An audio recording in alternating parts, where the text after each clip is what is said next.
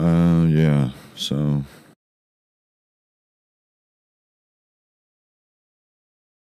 pretty much, it'll be a boring ass episode unless you want to learn how to lose a bunch of money betting on sports. Tonight it's Thursday, August 1st. We have the Hall of Fame game about 5 weeks before the regular season for the NFL. So you know what that means. A bunch of backups are going to be playing on a shitty field. And you won't get to see Caleb Williams, obviously.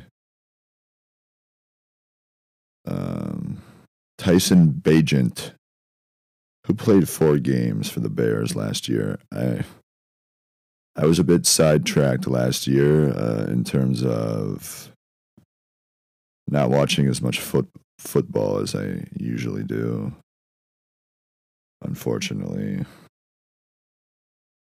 So I'm going to actually watch some of the game highlights of Tyson Bagent just to see how the kid looks. I know I watched at least one game. Fucking A, man. I was kind of losing my mind last year at this. This is the start of that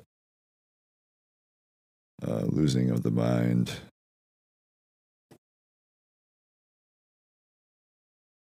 So I was a bit sidetracked with trying to win the lottery.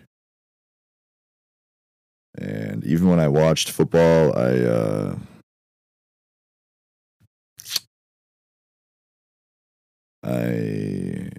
wasn't really watching. I was always doing something else at the same time. And yeah. So I want to watch some highlights here. I don't know what.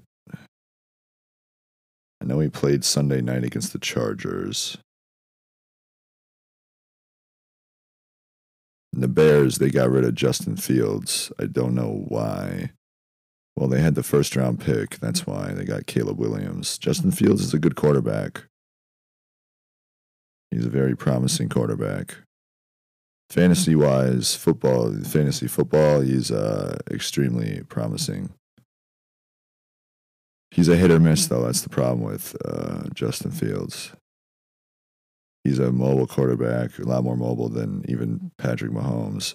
But Patrick Mahomes is, man, he almost always. These are the things that we're going to go over, all right? So, all right. First of all, just what the betting lines and how to even bet on sports. I'll put 3 links on 3 offshore betting websites that I use or have used in the past. And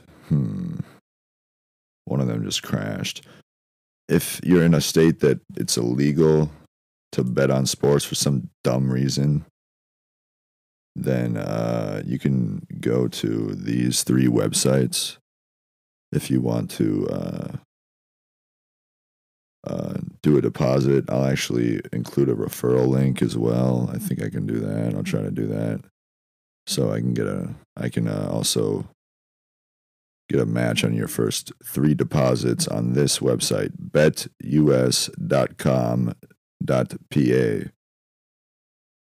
But no, don't do that. No, do the link. Yeah, I realized Spotify or whatever the fuck probably has regulations on their fucking communist app where they don't allow this kind of thing. Well, guess what? I don't give a shit. It's a free country. I'm gonna fucking do whatever the fuck I want. You can go straight to the website, or you can use my referral link. And then, you can help me out as well, and I'll be able to lose money on sports as well. Just kidding. Because I'm actually pretty good at betting on the NFL, particularly. Last year, if I would have done just single bets and the parlays that I was betting, I would have made a shit ton of money. Because I would do a parlay bet every single Sunday, and there's probably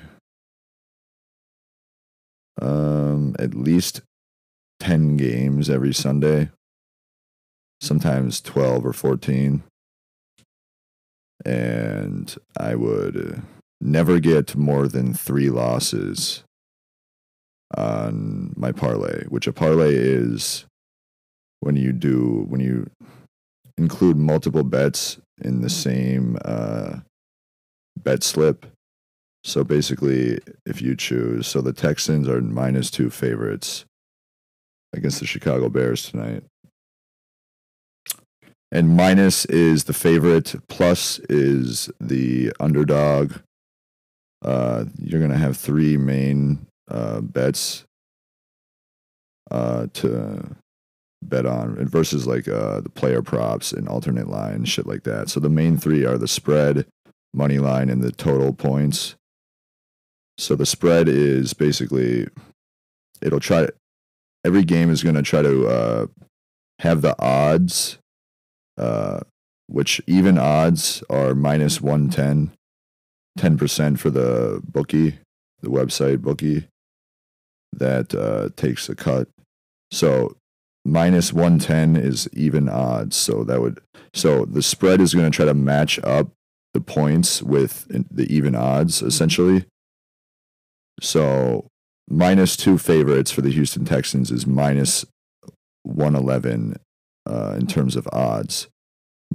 +2 underdogs for the Bears is -110 in terms of even odds. So let's say the Chiefs were playing the Bears. They'd probably be like 10-point favorites, but the odds in terms of the -110 and -111 would be about the same. But they're 10-point favorites. I mean, tonight it's different because the starters aren't playing, so it's hard to kind of judge who's all going to be playing. I don't think any starters will be playing, probably not, because it's going to be backups playing for their positions and shit like that. Because the final rosters have not been set, the 53-man rosters. So the money line is, the spread is to bet,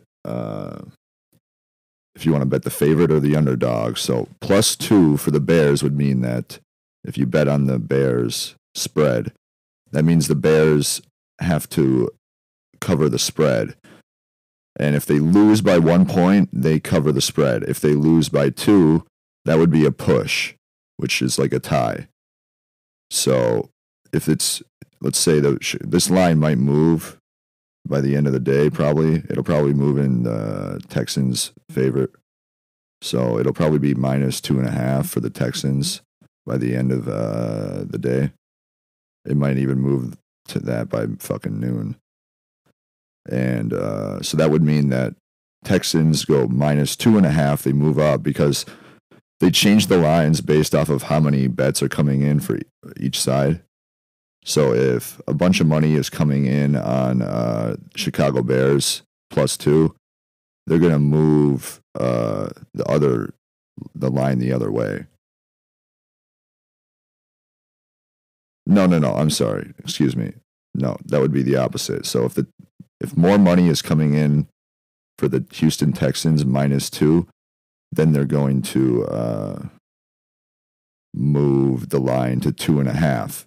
And then if people keep betting more on the Texans, they're going to move it to -3 and -3.5. And that's kind of how the lines work, like the days leading up to the games, because it's all dependent on how much money is coming in and if like how many bets. And that's the big difference too. I'll talk about that later.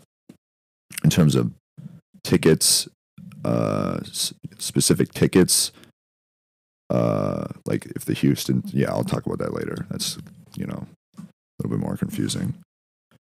But yeah, so the Bears, if they lose by 2, that would be a push, and you would get your money back that you bet. You wouldn't win any money because it's a push. Same with the Texans -2. If they win by 2, that would be a push. So the bookie just sends the money that you bet back. But I'm pretty sure this line will move to 2.5 here in the next couple hours. So that would mean, let's just hypothetically, let's say the Houston Texans are -2.5 favorites. That would mean they would have to win by 3 in order to cover the spread. If they win by 2, or if they win by 1, or if they lose, or if they tie, they do not cover the spread. So basically, that's why it's weird. Usually they're set at half a point just for that reason. There's not very many games where it's like an even number without the 0.5.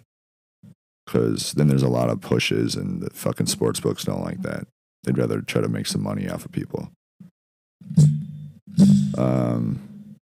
Yeah. So this line will definitely move to 2.5, I think.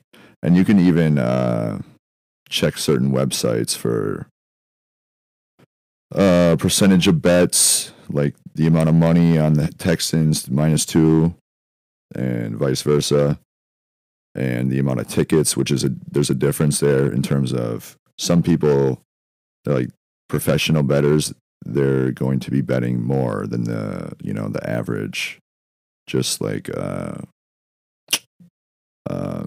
person who does it as a hobby, or like just a fun little side fucking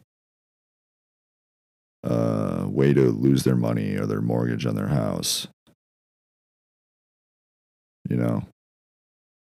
So somebody like this is why I'm doing this episode, in case any of you losers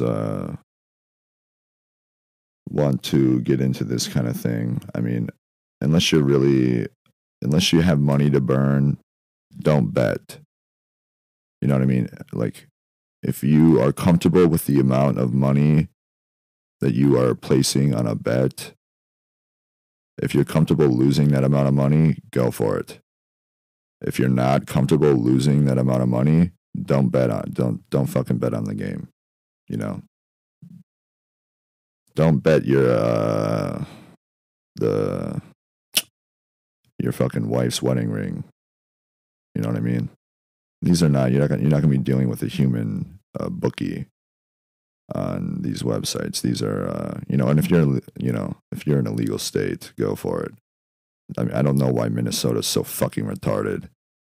We legalize. It just doesn't even make sense to me, but I kind of get it also, because people would probably 95% of people who bet on sports for fun and are not quote unquote professional bettors lose money.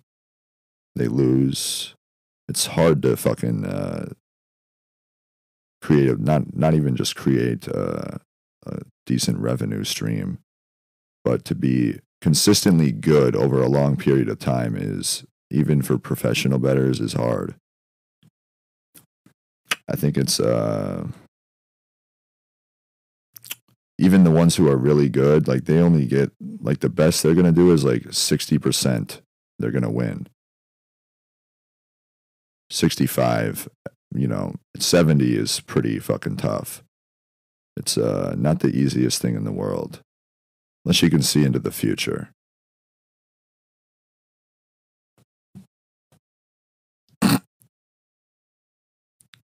Nobody can do that, right?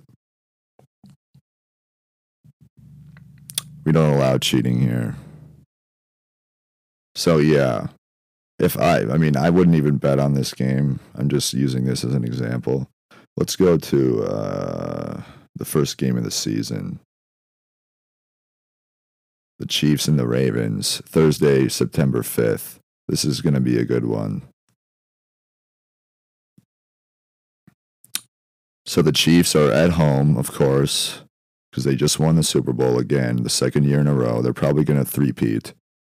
I would, I'll talk about futures bets later on and player props.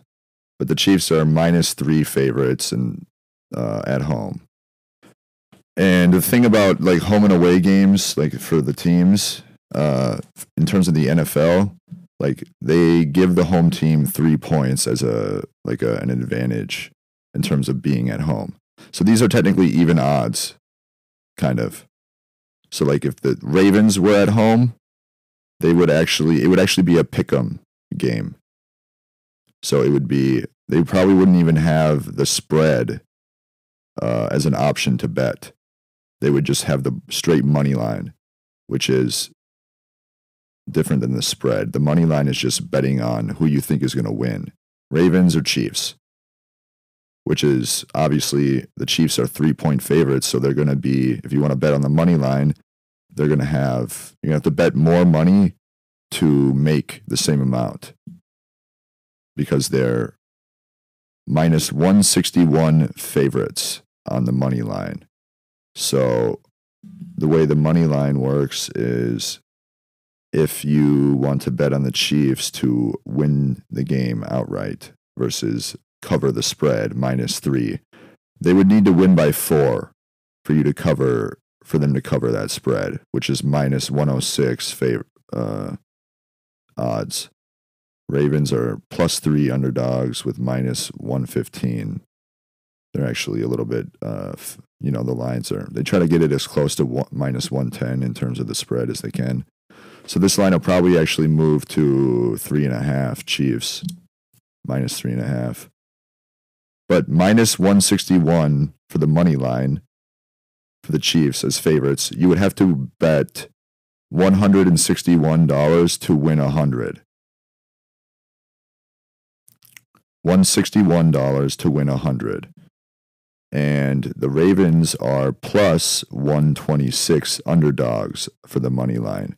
So that would mean if you bet, whenever you see the plus, just compare it to, just imagine $100, and that would win you 126 if the Ravens win.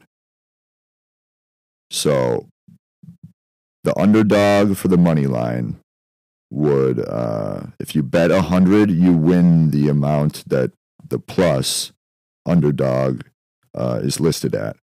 So $100 bet for the Ravens money line would win you $126. And to compare it to the Chiefs being favorites, the minus, you have to bet 161 to win 100. So it's the opposite. So instead of betting 100, if you bet 100, let's just see right here. If you bet 100 on the Chiefs, what the hell?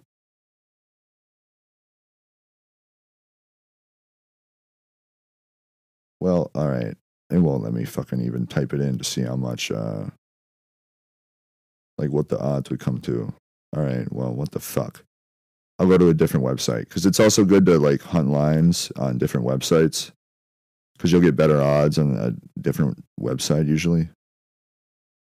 So it's good to check, I check at least back when I was really into this kind of shit. And I plan on possibly I don't even know what the fuck is going to be going on with my life here soon. Wow. So this is what I'm talking about. So this website, a completely different website, has the same spread, Chiefs -3, but at plus 105 versus minus 106. So you'd get a little bit better in terms of money. Same spread, different odds.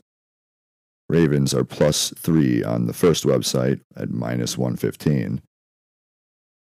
They're +3 on the different website, but they're minus 125. So you'd have to bet $125 to win 100 for the Ravens to lose by 1, 2, and 3 would be a push. So you'd get your money back if they lost by 3. If they lost by 4 or 5 or 6 or 7 or anything higher than 3, you would lose the bet. But the Chiefs are minus 145 on this other website versus minus 161. So on the one website, you'd have to bet $161 to win 100. This one, you'd have to bet $145 to win the same amount. So this is why you have multiple websites to see what the deal is. Because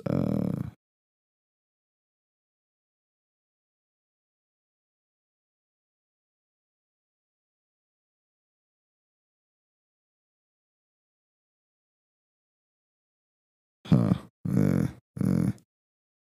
And I'm checking this third website just to see what is going on with the money line odds. Because that's a pretty big difference, minus 161 versus minus 145. I don't think they have any of the player props up right now, which I really like betting on as well. Player props are a whole nother game. So those are the first two categories out of the three main bet types. The spread, the money line, and then the total, which is the total points scored in the game, which you would bet on the over or the under if you're into that kind of thing. On this third website, same fucking spread, Chiefs -3 favorites at -106. And then the Ravens are +3 at -114. Money line, same as the first website for the Chiefs, pretty much. The first website, it was -161. This third website is -160. So the second website actually has the best odds for the Chiefs if you want to bet the money line. And the Baltimore Ravens money line is +140 on the third website.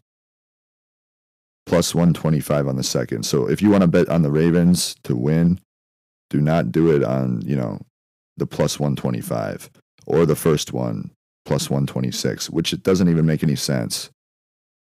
Those lines don't add up to me. What the fuck?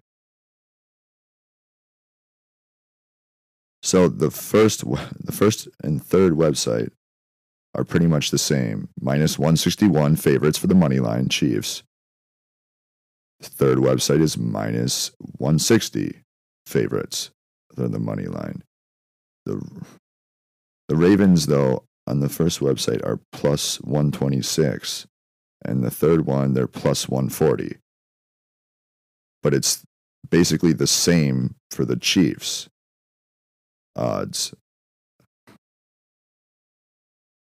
It doesn't make any sense. Not really. But that's the thing. Some of these websites are like,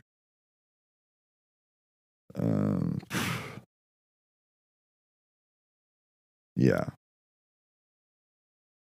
They should be the same, or at least pretty close to it, 1 or 2 points off in terms of the money line odds. It's really weird. It's really odd. So if you want to bet on the Ravens to win, which I would not do, I would not do that. And these are the kinds of things you want to if you want to do some research, I would do Lamar Jackson record versus Patrick Mahomes.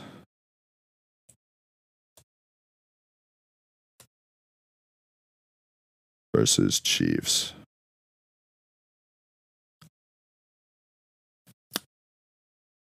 Not good, I believe. Yeah, Lamar Jackson is 1-4 in the regular season and playoffs versus the Chiefs in his career. 1-4 money, which would be the money line. I don't know about the spread because that's different. Like you can find these kinds of statistics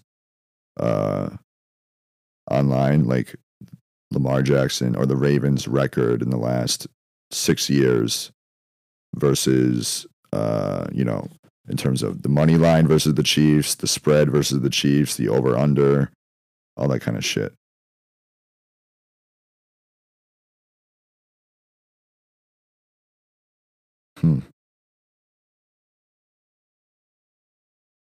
So, yeah. Interesting. Yeah, they played in the playoffs, and the Chiefs beat them 17-10. It was that low scoring of a game, huh?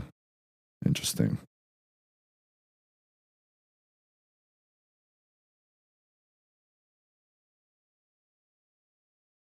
I can't believe these were the three quarterbacks that had the most passing yards. Jesus Christ. Tua Tagovailoa, Jared Goff, and Dak Prescott. God help us.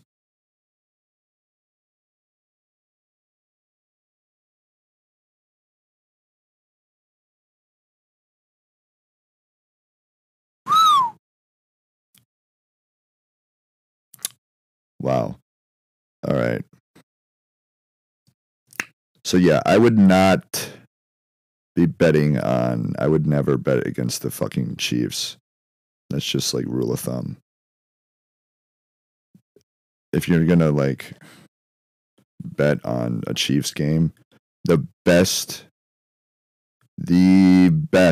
and almost like with like out of doubt, you're probably gonna win. Bet would be a live bet, which you can live bet on the games as well on these websites. So, like, let's just check out the live betting right now.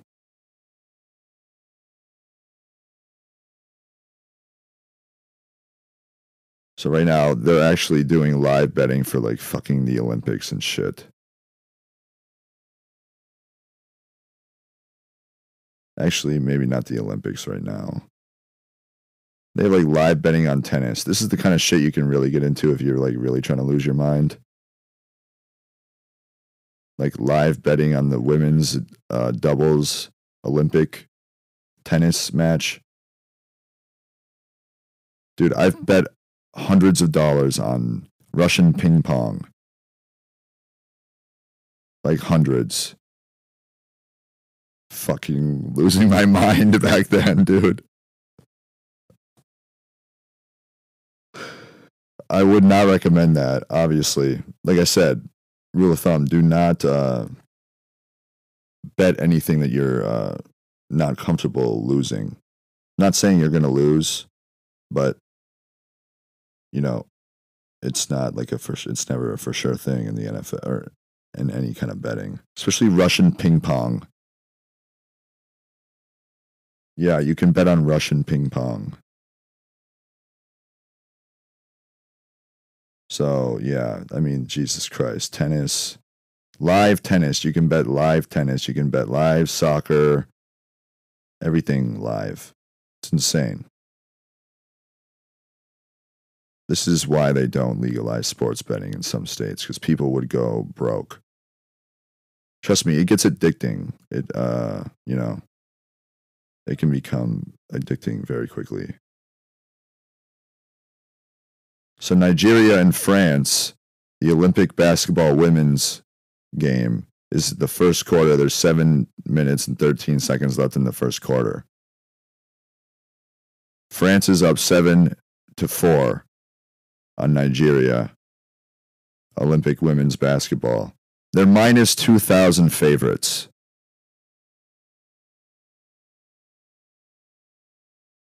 So you would not want to, there wouldn't even be a point to bet the money line on this fucking game for France. Nigeria, I mean, they're not gonna win, but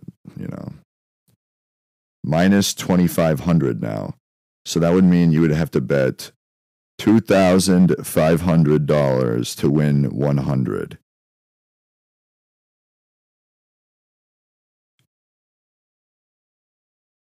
So yeah, that's Lamar Jackson, don't bet on this is just my fucking opinion. Do not bet on the Ravens to win. It's just not going to happen. Even with Derrick Henry, they picked up Derrick Henry from the Titans, who is a very fucking, he's getting old, but he is, the biggest, like, most powerhouse running back in the NFL for sure. Like, he stiff arms people like they're little children. He throws them around with his weak arm, like they're kids. He actually has embarrassed the Ravens defenders on many occasions. Yeah. Let's see what the spread is. Because Lamar Jackson, 1-4 against the Chiefs for the money line. Ravens, Baltimore Ravens.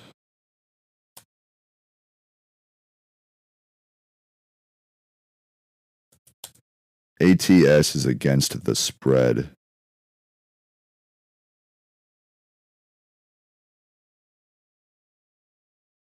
Chiefs. Kansas City. ATS record. I had a website bookmarked for all this kind of shit where they have all these stats. Because it's really kind of helpful to do a little bit of research beforehand. Unless you're just trying to like wing it. Which, you know, in my case, you think I would, you know, whatever.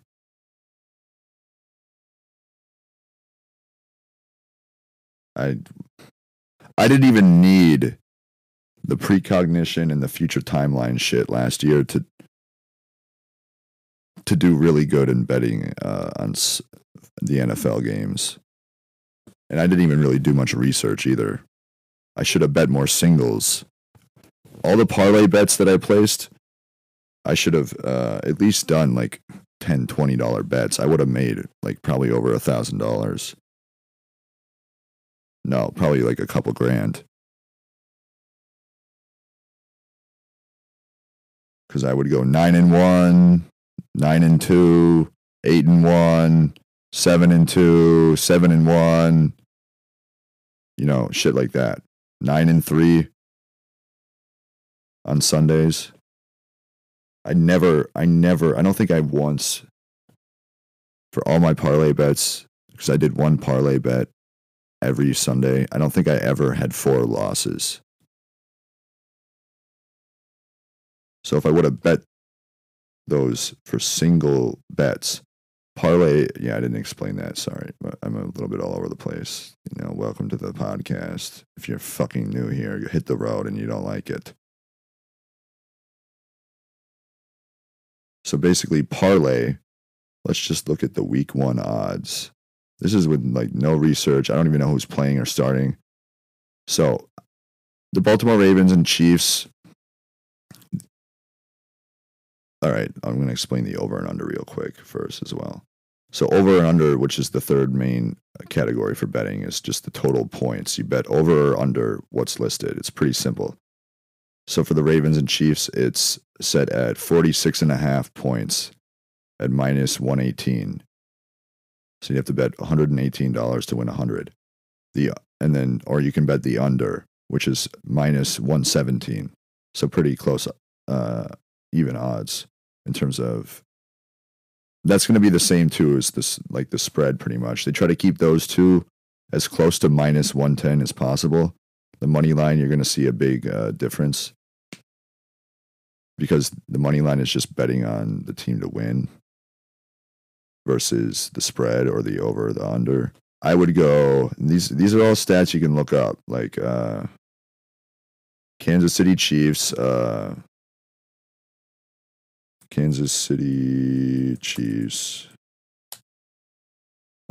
over under wins 2023. So you can see how many times the Chiefs like in their over under betting category, like how many times they covered the over versus the under. And then you can compare it to the Ravens, how many times they went over or under, and you can kind of get it like a guesstimate on how many times like each team went over the line set for total points and how many times they went under. I don't know where the fuck all the websites went that I was using last year.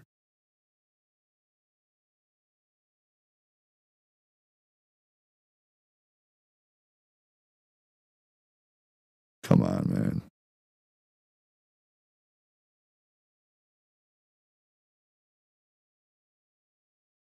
Here we go. No, I don't want these websites.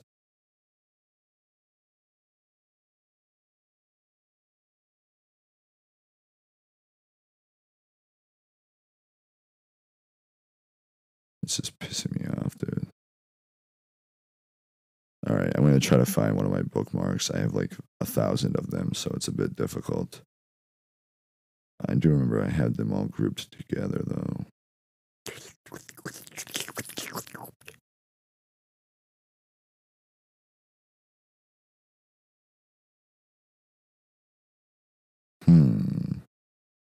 Here we go. Yes, that's right. All right. NFL public betting.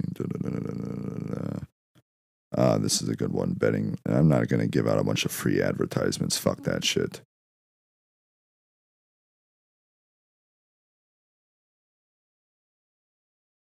Well, you know what? Whatever. TeamRankings.com and BettingPros.com.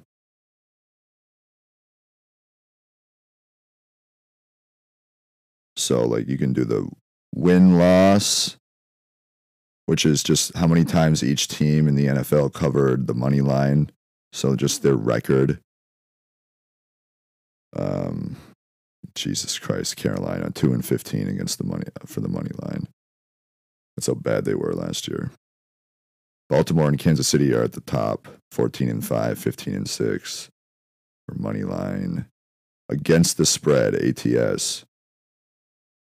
Jeez, wow! Detroit is actually was the best team last year against the spread. 14-6. That doesn't add up. It's only 17 games in a season. Oh, they're including the playoffs. Duh. All right, I see. Yeah, Carolina Panthers were 4-11-2 against the spread. So you can just kind of use these as like kind of, it's obviously going to be different with the rookies coming in, especially if they have a rookie quarterback like Caleb Williams for the Bears or the Vikings, J.J. McCarthy. Yeah, J.J. McCarthy. You're welcome, J.J.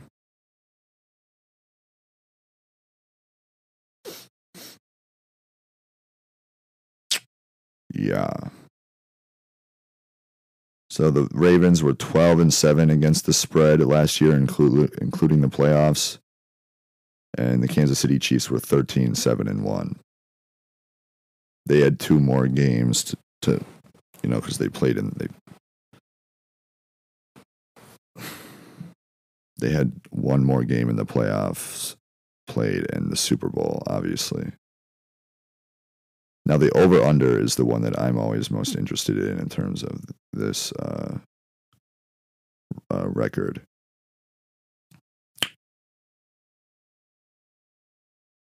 Yeah.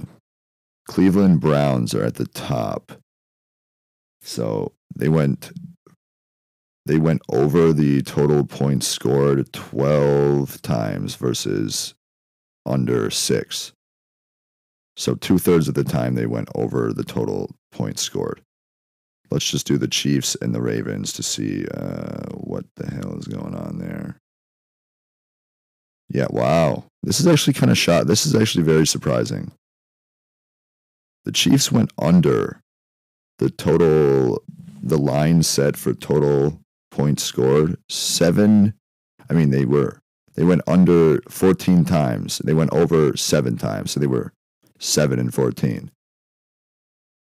1/3 of the time they went over the total points scored. 2/3 of the time they went under, which is not like Kansas City at all. In previous years, they are, they used to be the highest scoring team in the NFL, always going over. But last year it was kind of like a different year for the Chiefs and Mahomes because the receivers kept dropping the fucking ball left and right. They couldn't catch any passes. Travis Kelce's getting older. He was injured for a bit too. And yeah. basically the Chiefs were put to the test in the regular season in terms of because they lost Tyreek Hill. This is the second year without Tyreek Hill, the fastest player in the NFL, the cheetah. So they had to come up with new ways to win, but they won. They just kept fucking winning. They didn't get the 1 seed, but they just kept winning games, even without receivers who could catch the fucking ball. Like, there were probably 20 drops last year from the Chiefs receivers where it was like, Jesus Christ, man. Like, I could have caught that ball. I could have caught it. So the Chiefs, yeah. They did pick up Marquise Brown from the Cardinals. Hollywood Brown. Antonio Brown's cousin. You know that nut job? He's a lot smaller than Antonio Brown. Not as good, obviously, but that is a good addition to the Chiefs receiving core that they really needed. So that's going to be a good sign. Trying to think of who else that they have a receiver. I mean, yeah. Kansas City Chiefs roster.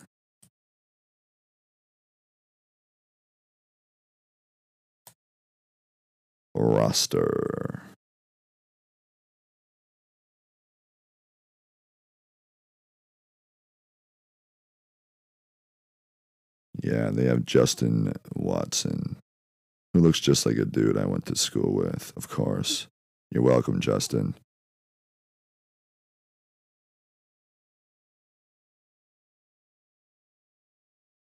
Yeah, you're welcome.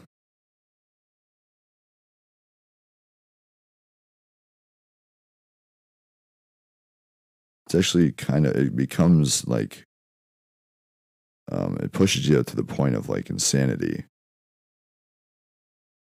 When all these people are existing because of me.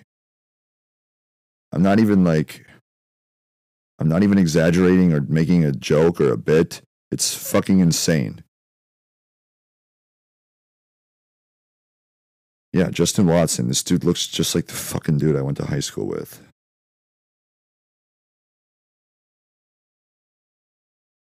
Apparently he's played 7 years in the NFL.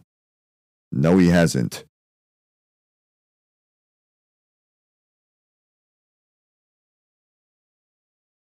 So they have Kadarius Toney. Dropped like 4 passes last year at the in crucial moments when they're trying to like win the game. Rashee Rice, who's all right. He also dropped a few passes as well. Who the fuck is this? Nico Remigio?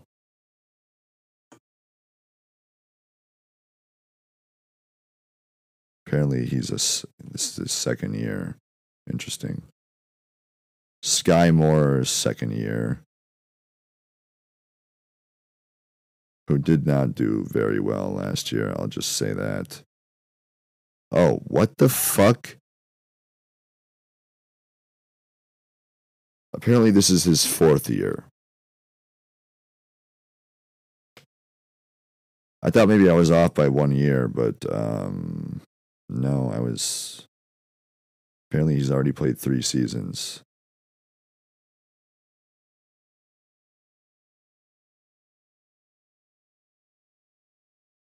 (2022) NFL Draft. So they say 3 years. They're including this year upcoming. So that's fucking dumb. McCole Hardman, which this guy, I mean, yeah, these are like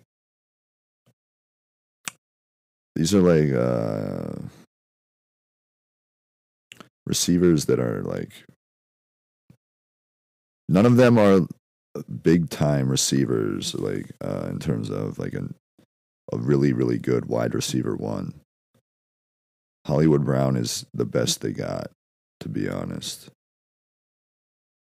And he's fucking related to Antonio Brown, dude. I mean, if anybody knows anything about the NFL, Antonio Brown literally lost his fucking mind after he got smacked in that fucking... Dude, he got hit so hard. He probably like lost part of his brain matter, and it just fell out of his ear out on the field. So yeah, I mean the wide receiver is still not great. Xavier Worthy, that's who they drafted. Xavier Worthy, I think a first round pick. Yeah, 28th overall. So he's probably going to be pretty good too. So a decent wide receiver room. Kyle Sheets. Oh boy.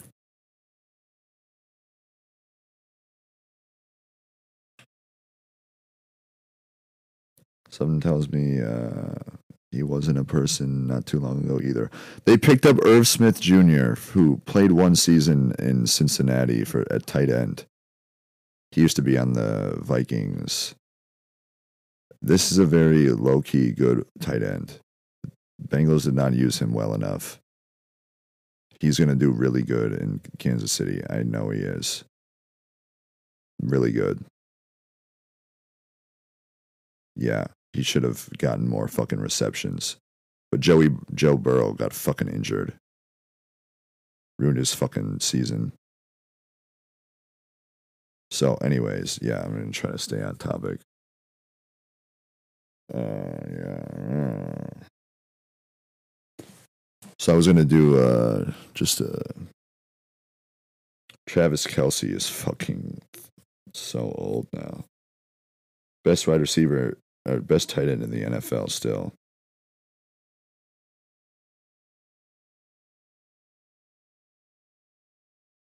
So yeah, let's see what odds are the best in terms of doing a quick parlay, just to see. Because a parlay, it includes. So like instead of doing just one single spread, money line or total bet, you do more than one. And the more bets you add to the bet slip, the less likely you are to win. Oh, there's another helicopter. I haven't heard one of those in a while. They like to fly by every once in a while, say hi. I'm sure you can hear it. Everybody in the neighborhood can.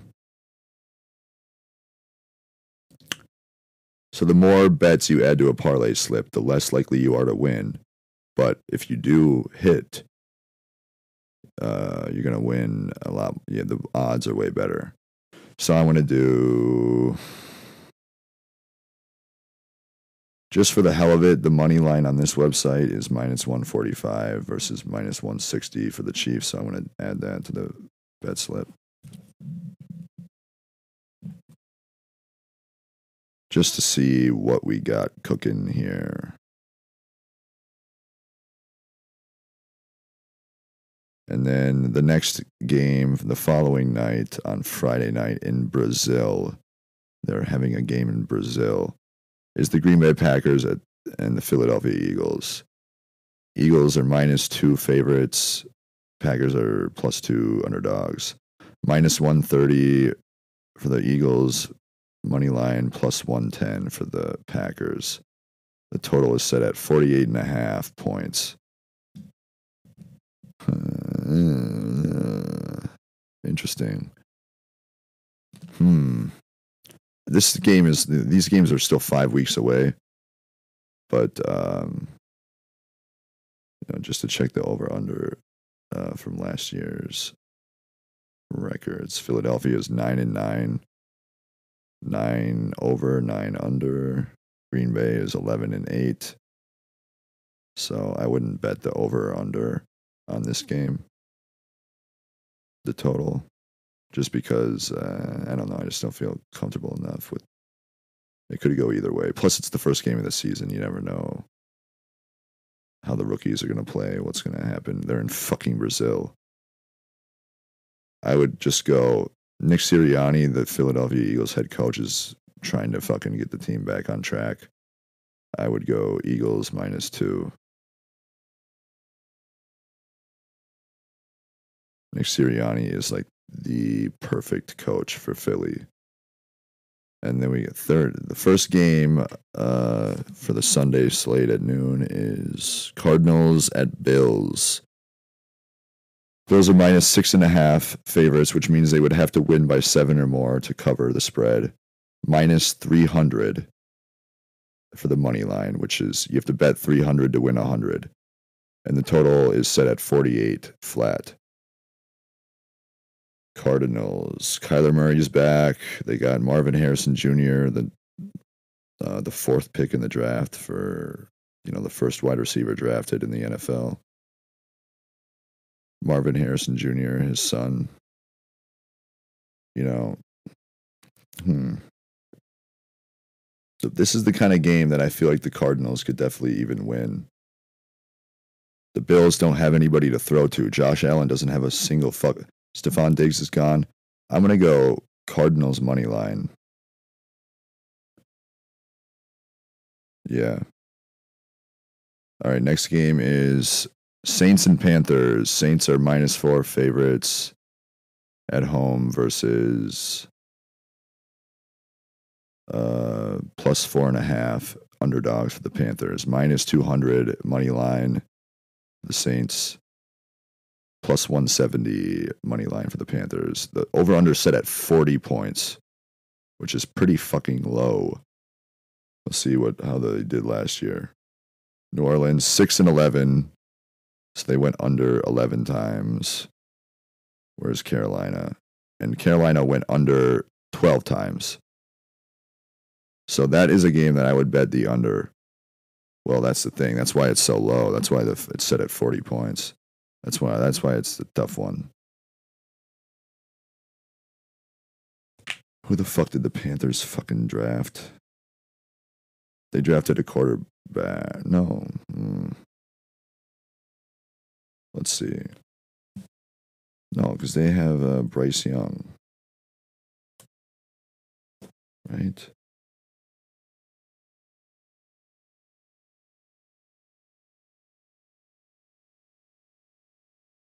Printable roster. Go suck a dick. Give me my privacy back, you fucking pieces of shit. Printable. I keep seeing the word printable. Yeah. Printable. This is what I'm talking about, guys. I'm not crazy.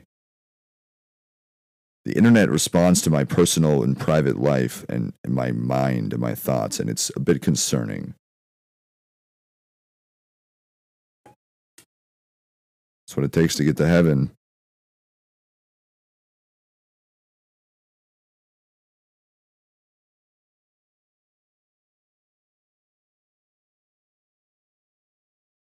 Where is their rosters? Come on, man.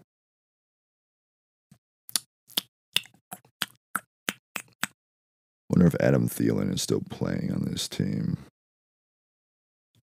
This team is probably not going to do very well again this year.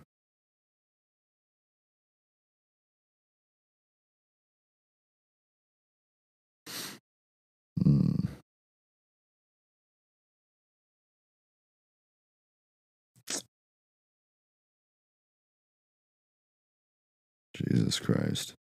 Yeah, Adam Thielen is still on the team.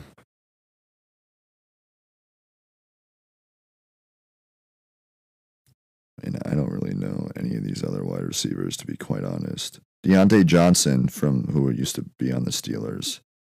So, pretty good wide receiver there. Not the best, but he'll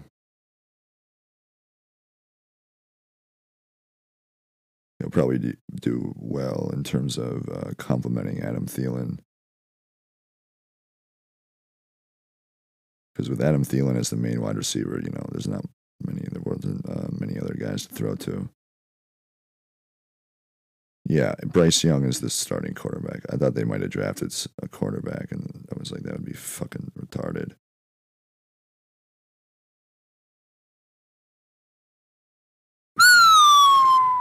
Oh yeah, I was going to check the Saints roster.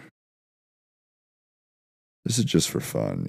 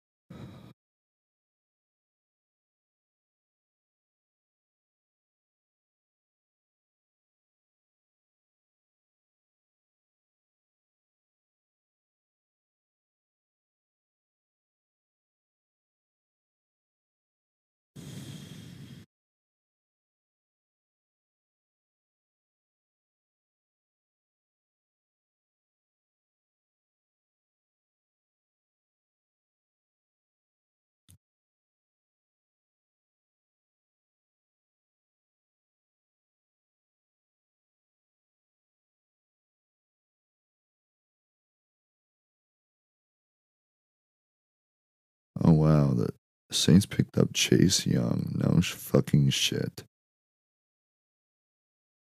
This is why you got to check the roster, folks.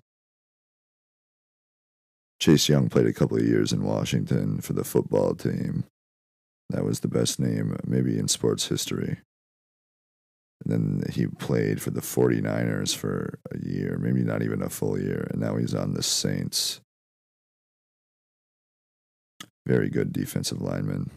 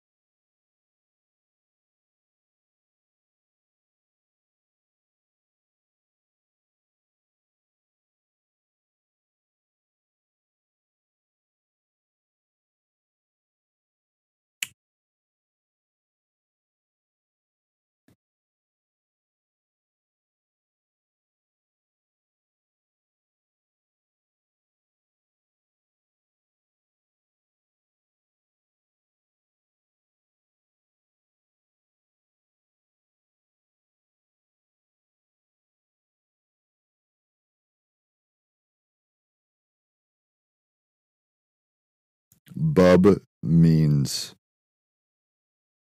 bub. So this is what's going on in this world. Mason Tipton. Tipton.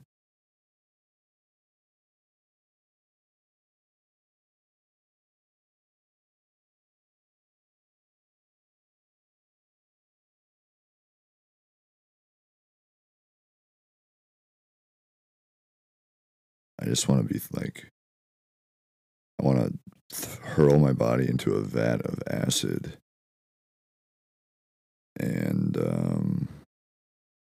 just throw the liquid out into outer space at this point.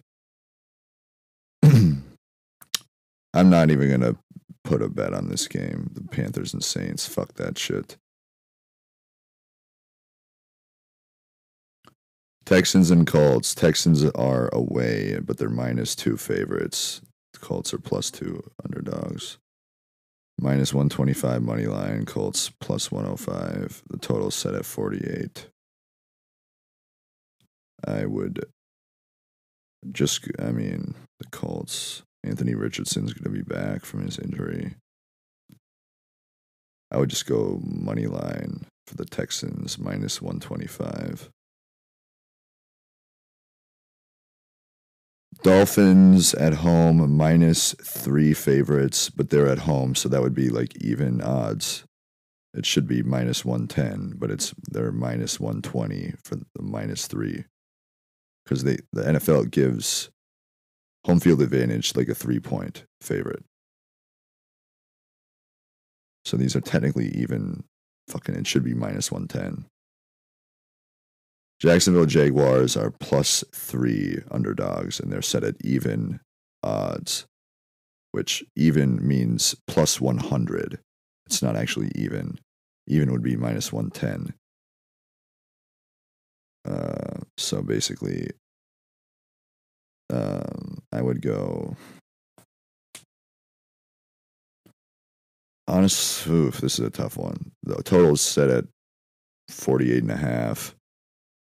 The money line is set at Dolphins minus 170, Jaguars plus 145.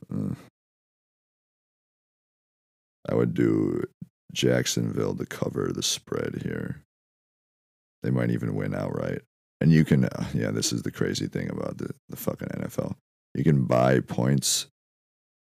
So, like, since I bet on the Jacksonville Jaguars to cover the +3, which is a field goal, since I'm doing a parlay, a +3 is a risky bet because you want to like kind of try to find a line where it's like 3, 7, 10, because a field goal, a touchdown, and then a field goal and a touchdown in terms of scoring differential. So if the Jacksonville Jaguars lost by 3, exactly 3, that would be a push for my parlay. Even if I did a singles bet, it'd be a push. So I want to get that to 3.5, plus 3.5. So if they lose by 3, I still win the bet. So you can buy a half point and change it to plus 3.5, which changes the odds significantly. So if you were to just leave it at +3, it's plus 100 odds. So you have to bet 100 to win 100. But if you buy the half point and go plus 3.5, because they could lose by a field goal, you don't want to push on a fucking parlay. But the odds change significantly. It goes from plus 100 to minus 135. So you have to bet 135 to win 100 versus bet 100 to win 100. So $35 differential if you're betting to win 100. But if you're doing a parlay like I am, you want to buy that half point. You just do. I'm going to leave the money line and the total alone. Next game, we got the Vikings and the Giants, and this is truly insanity to me. We're away. We're playing in New York against the Giants, one of the worst teams in the NFL. Probably the worst. Them or Denver. Minus 1.5 favorites, the Vikings are at even odds, minus 110. And the Giants are plus 1.5 favorite underdogs at home. So if we were at home and the Giants were away, this would be minus 4.5 for the Vikings because of home field advantage. So minus 1.5 is honestly still, it's kind of it's like offensive. It's like a spit in the face, honestly, to the line setters. Minus 120 money line. The Giants are plus 100. The total set at 41 points. Jesus Christ. Giants and Vikings over under last year. Let's see. I need to eat some food, but I'm also like trying to really get on a coma kick. Like, trying to really slim down for get into a coma bod. So the Giants were 6-11 for the total. 6 would be 6 times they went over the total point set. 11 times they went under the total points set. And the Vikings were 7-10.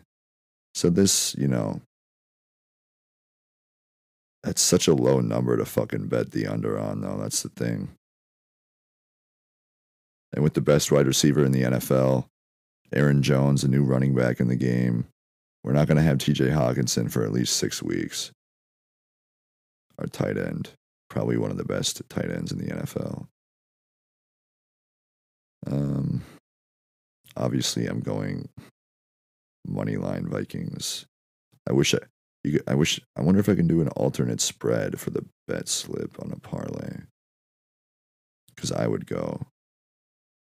You can do alternate spreads, so the biggest favorite, the biggest point differential in terms of favorite, the Vikings you can do is -3. You can't go any higher than that on this website, which is fucking so dumb. but they're at plus 115 at minus 3 favorites. You should be able to go more than that, in my opinion.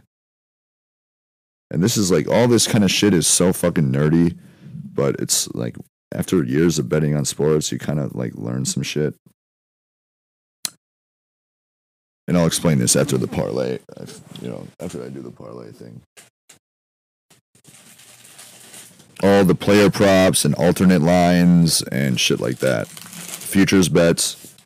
That'll probably be a different episode. This one's already droning. I'm droning on long enough here. I've already gone over an hour. Jesus fucking Christ.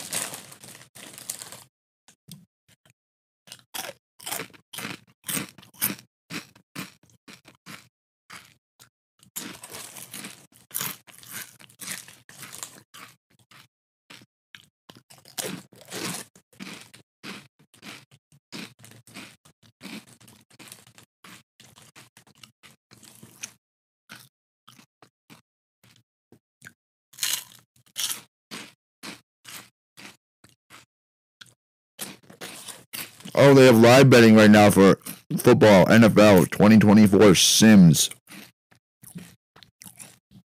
So you can bet on people playing like Madden.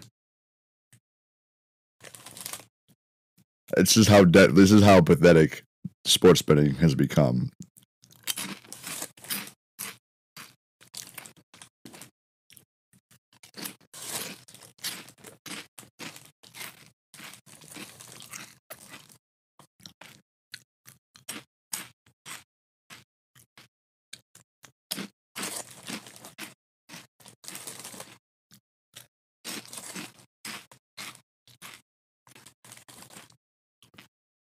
So obviously, I mean, come on, man.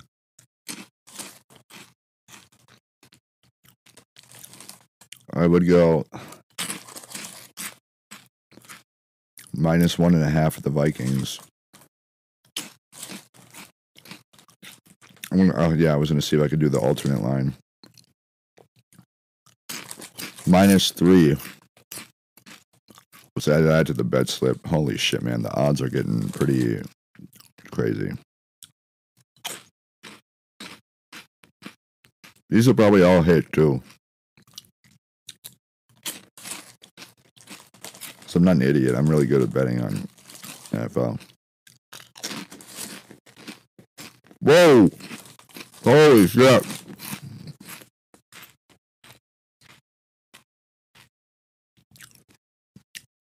Next game, Patriots at Bengals.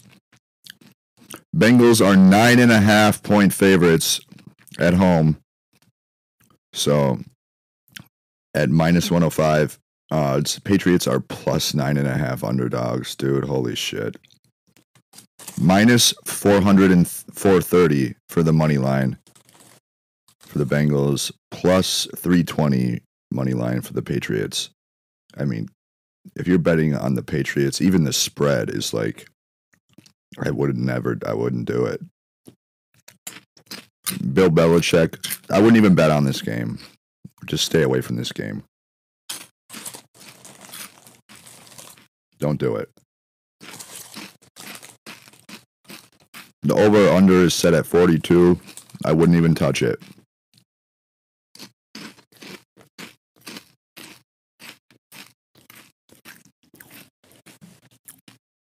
Next game, Steelers at Atlanta Falcons with Kirk Cousins at the helm.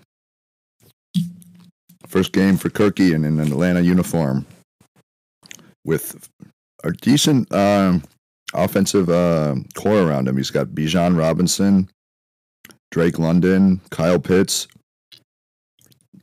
I mean, tight end, wide receiver, running back. He's got a decent fucking offense around him. Those are all three pretty good players. Drake London is I don't like him that much.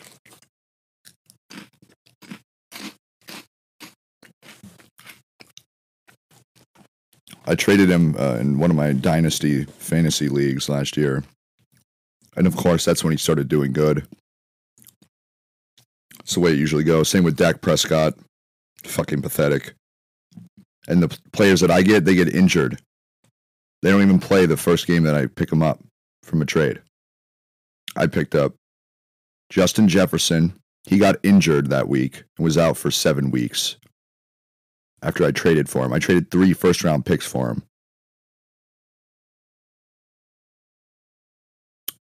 For Jordan Addison and Tony Pollard and 3 first-round draft picks in the future. Yeah, I know. I don't think I'm the loser personally.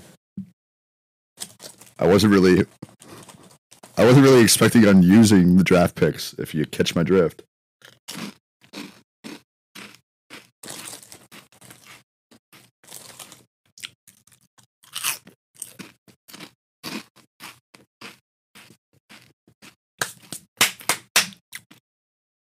But hey, you know, when things happen and you figure out what reality is, you kind of realize, oh, I'm not in a coma dream because they're fake.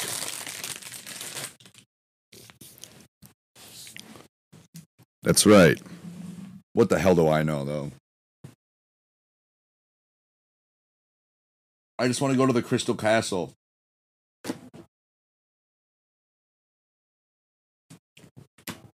What up, dog? Where my dragon is chilling. Fly there on my magic rock of crystals.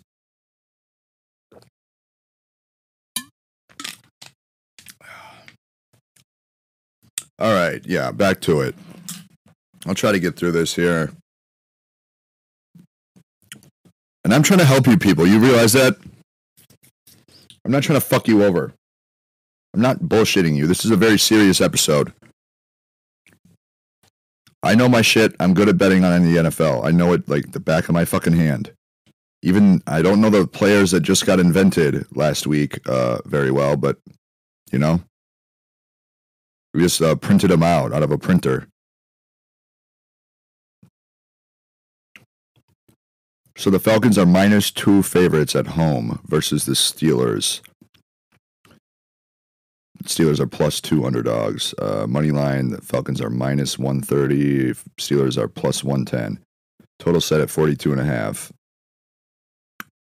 I believe obviously it's Russell Wilson starting versus Justin Fields. I don't know why the Steelers have 2 starting quarterbacks on their team. It's insane. And the Denver Broncos are so fucking stupid. The GM for the Broncos, they're paying all of Russell Wilson's salary this year, and he's playing on the Steelers.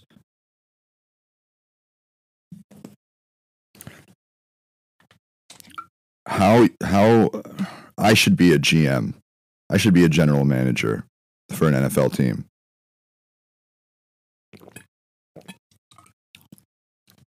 I would never allow something like that to happen ever. They're paying like $40 million to him. He's not even on the team. I think the Steelers, the way Russ was playing at the end of the season last year, when they benched him, when he was finally starting to connect with his offense. He was playing. He played 2 years in Denver. Out of the 2 years, it was the best he was playing in Denver, and that's when they benched him. Not the 17 games prior season, not that season when he was shit. Not the first half of the season last year when he was shit. But when he started doing good, that's when they bench him. And they cut him. And they say, all right, we're going to pay you $40 million to play for Pittsburgh. All right then. I honestly think the Steelers might win this game. I think Kirk is going to be flustered. Or Kirk's going to come out really hot. One of the two. Yeah, I think Kirk wants to prove that he's worth making more money than he's already made more money than Tom Brady in the NFL. He's got 1 playoff win. Tom Brady has 37. So that just goes to show you the state of the NFL. 1 playoff win. One playoff win. Tom Brady has 37. I mean, Jesus Christ. He's already made more money than Tom. Like almost $400 million. You know that? 400 million.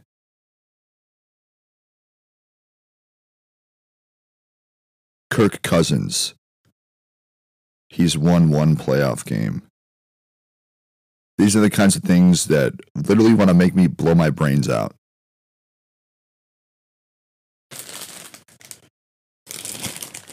Bo Melton. I'm actually starting to get pissed off because this is bullshit.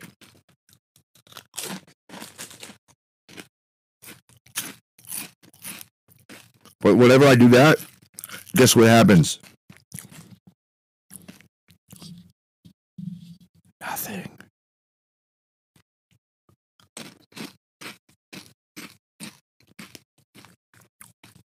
This is a game I'm going to stay away from as well. 2 new quarterbacks on 2 new teams. I want to see how they play week 1 before I bet on either team. Next game we got, this is the final game of the noon slate. Tennessee Titans at Chicago Bears. This is going to be a rough one too. Tennessee Titans, they don't have Derrick Henry. I don't even know who they have on their team anymore. It's not looking good for Tennessee.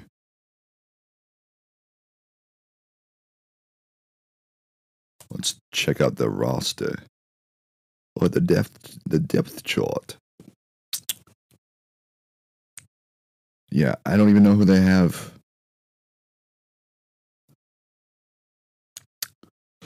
Do they have Ryan Tannehill still?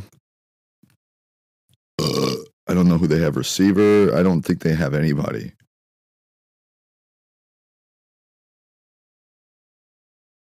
Jesus, man.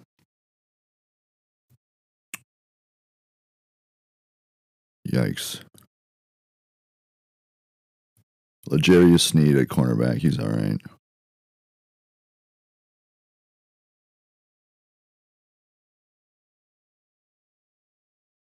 If I see more players that are connected to my life, I'm going to flip the fuck out. Where's my fucking money, dude? What are we doing here? No, I've done this so many fucking times. Nothing ever happens.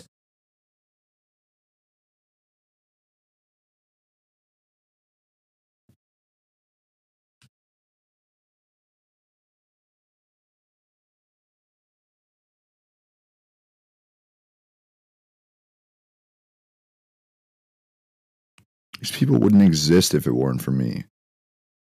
And then I still have to get like, just to get the money that I should already have, I should have like $1 billion in my possession. I'm not even joking.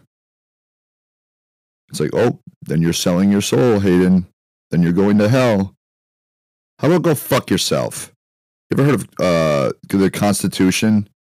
Copyright?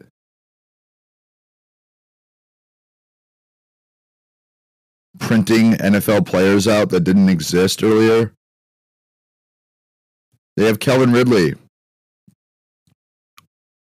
Oh, and DeAndre Hopkins. All right, well, I'll be damned.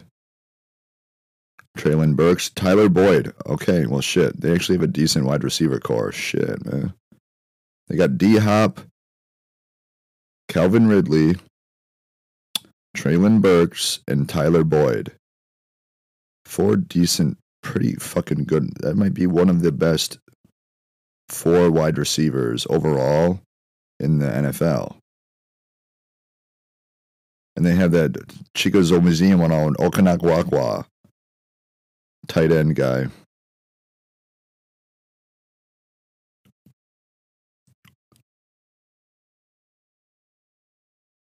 Yeah, I can't even look at some of this shit. They have Jamal Adams too. Wow. All right. Tajay Spears, running back. Tony Pollard. They actually have a decent team. They picked up Tony Pollard from the Cowboys, who I have personally really liked. Oh, they got rid of Tannehill. They have Will Levis. Yeah, like the jeans.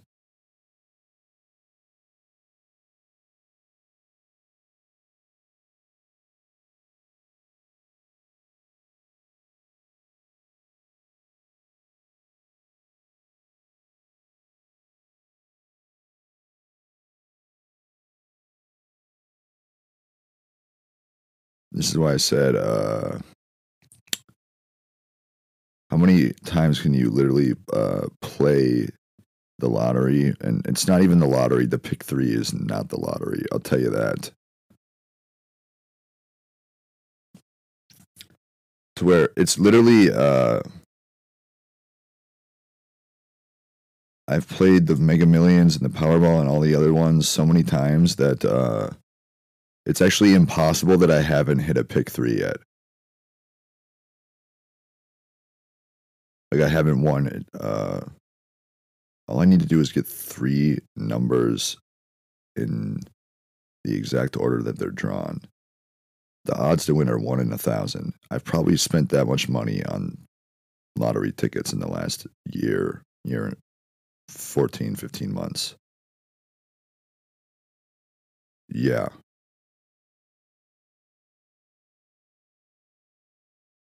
Just trying to get the money I should already have.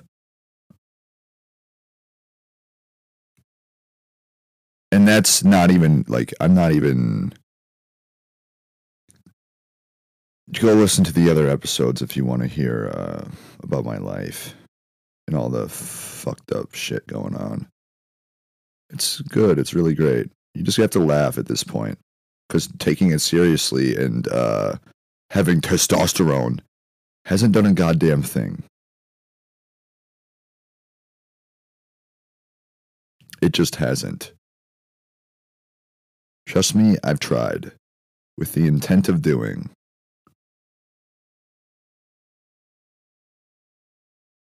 And it ain't a confidence issue at all. I'll tell you that. It is not a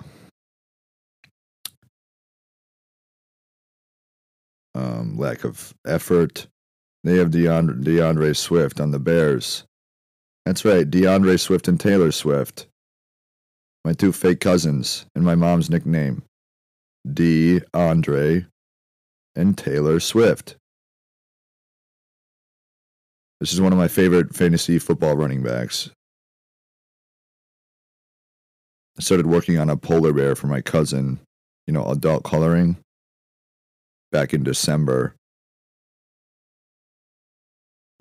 And DeAndre Swift got traded to the Chicago Bears a couple months ago. Taylor Swift is, yeah. Fun stuff. Really nice. He's a good running back.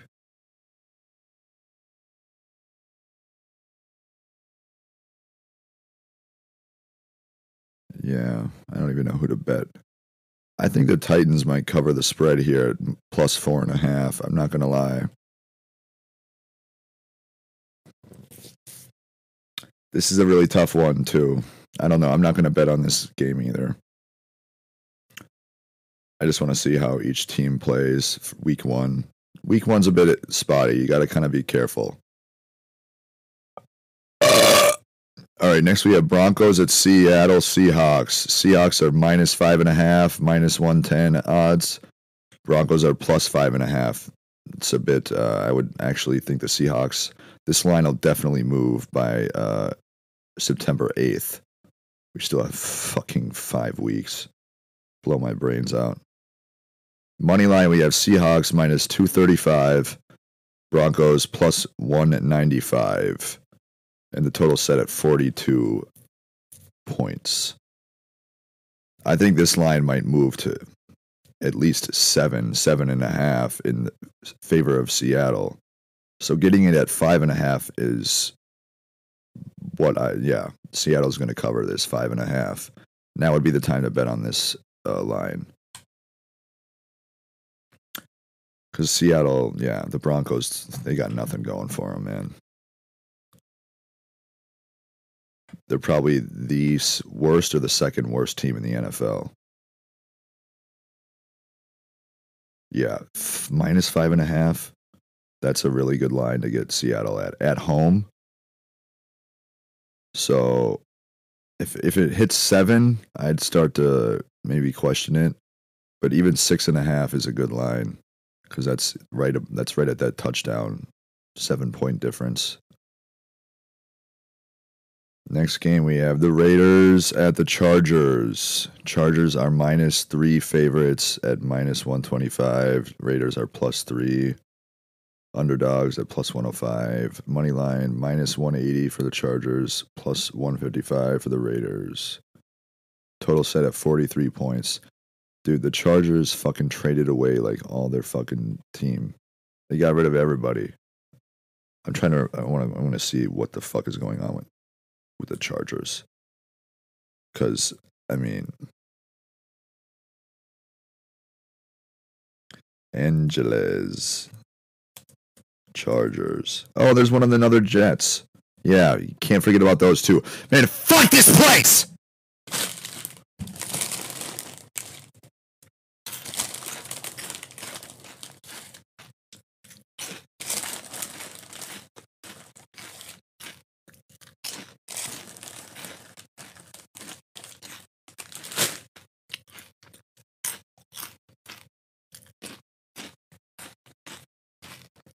God damn it!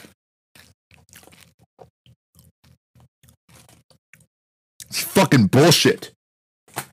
I don't give a fuck if I'm going to fucking heaven or not. It's bullshit. I should not be struggling for fucking money right now. My mom should be retired.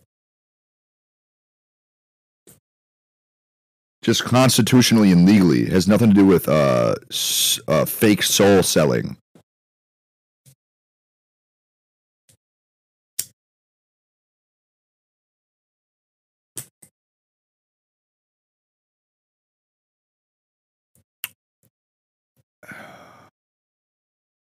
I want to shoot a bag of fucking dope into my veins.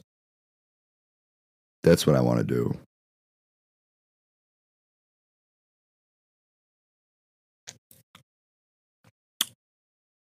That's what I want to do. You know?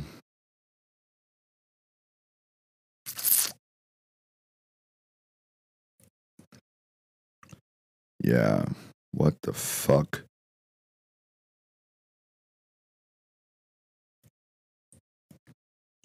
What happened to Justin Herbert?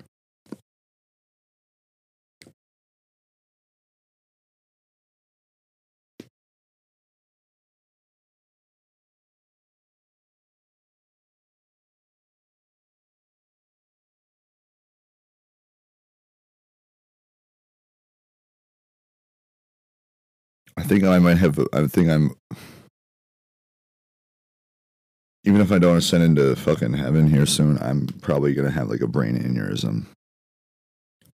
I think I might die from like a stroke.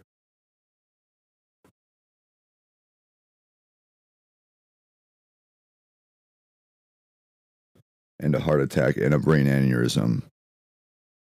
All at once.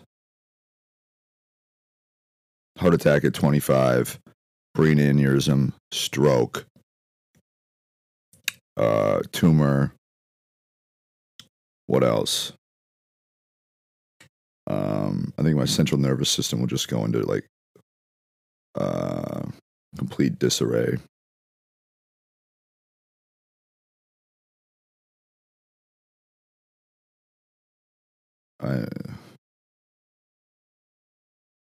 Let the pilots go home, God. No, for real. Why are you making them fly around all day, every day?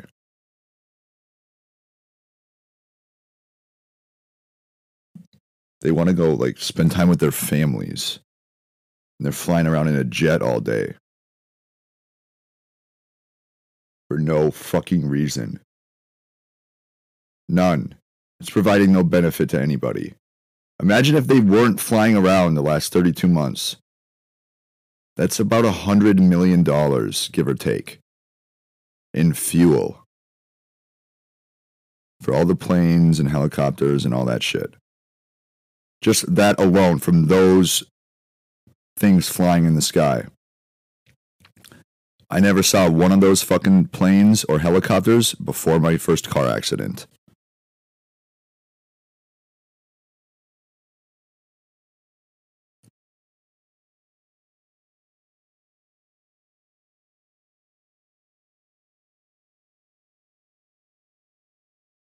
No, I'm not crazy. But anytime I bring this shit up to people, which is not often, that's the kind of vibe I get.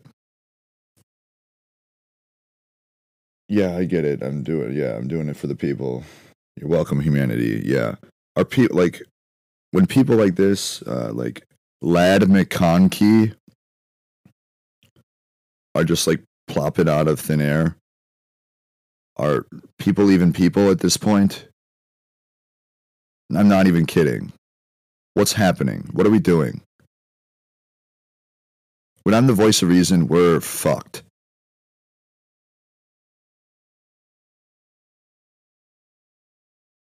When I'm the one who's like, hey, wait, no, well, no. That doesn't make any sense. It should. This actually makes more sense. And it still doesn't, like, it still continues the nonsense. That's when we're in trouble. I wouldn't even touch this game either with these two teams. I don't even know. I didn't see Justin Herbert on the fucking roster. So I don't know what's going on with him. Next game, we have Cowboys at the Browns. This is going to be a good game. Maybe the game of the week.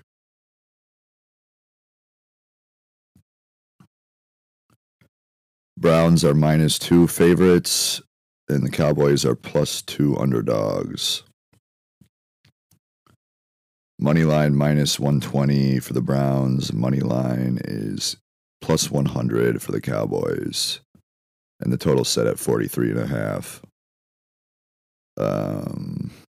Deshaun Watson's going to be back from his injury. So is Nick Chubb for the Browns. And the Browns actually did really well at the end of the season without Deshaun Watson or Nick Chubb. They had Joe Flacco in at quarterback, like a 40-year-old fucking grandpa.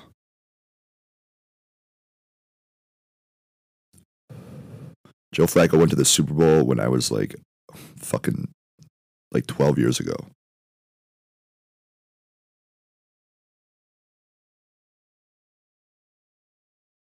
So if they can make the playoffs and almost win, which is what they did, they almost won in the playoffs. With Joe Flacco and no Nick Chubb.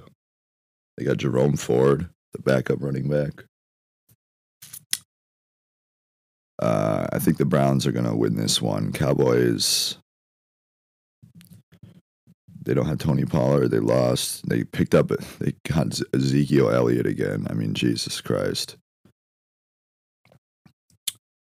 This might be, the -2. That's right at that threshold, so it's not 3. If it was 3, I'd buy a half point or just do the money line. But since it's 2 points, that means the Browns have to win by 3 in order to hit the bet. At home, yeah, I'm going to go Browns on this one. This is the only one I'm somewhat questioning. All the other bets I'm pretty for sure on. And I'm not going to buy a half a point it's -2. You know, for them to win by 2 and not 3 is pretty unlikely.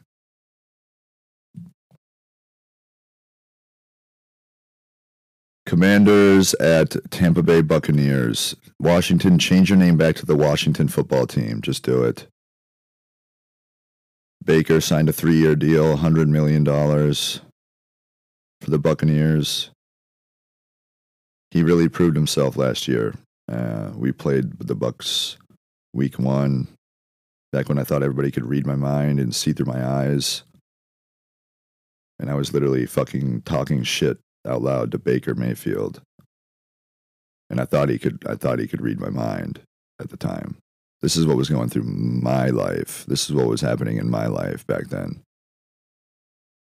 And when I started talking shit about Baker, that's when he started doing good. Every single time I watched Baker last year, if I talked shit about him, he started playing a lot better. Every fucking game I watched. You know?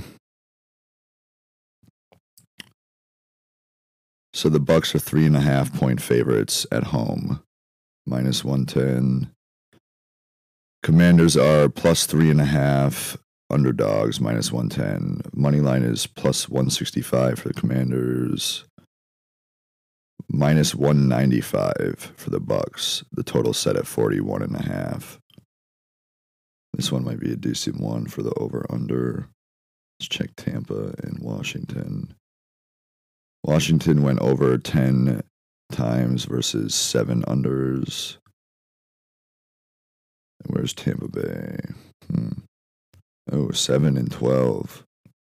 Yeah, I'm going to stay away from the over/under on that one. Let's check the money line. Yeah, this teamrankings.com is a really good website.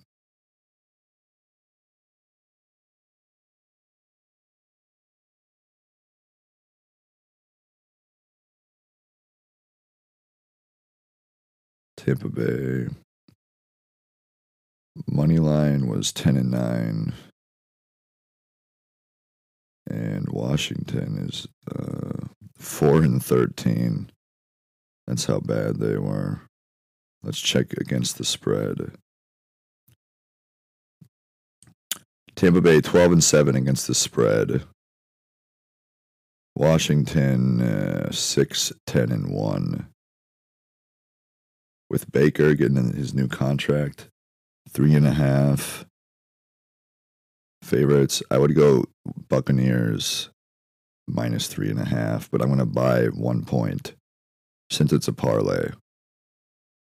So instead of them needing to win by 4 at -3.5 for -110, I'm going to buy 1 point and move it down to -2.5. So if they win by a field goal, which changes the odds to -160 versus -110. Big difference if you're doing a single bet, but the parlay, it doesn't really matter.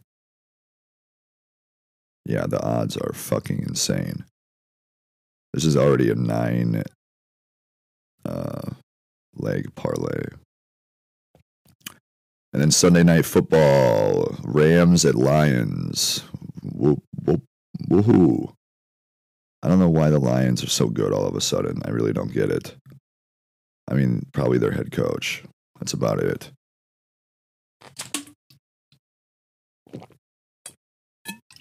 And they fucking choked in the NFC Championship game.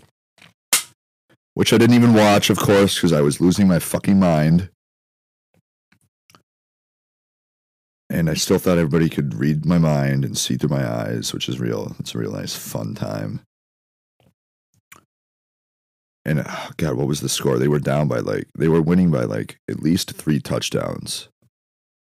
And I said, I remember I left to go do deliveries, and I'm like, Lions are going to lose this game right when the fucking kickoff for second half started, and they lost. I said, Lions are going to choke this one away, and they did.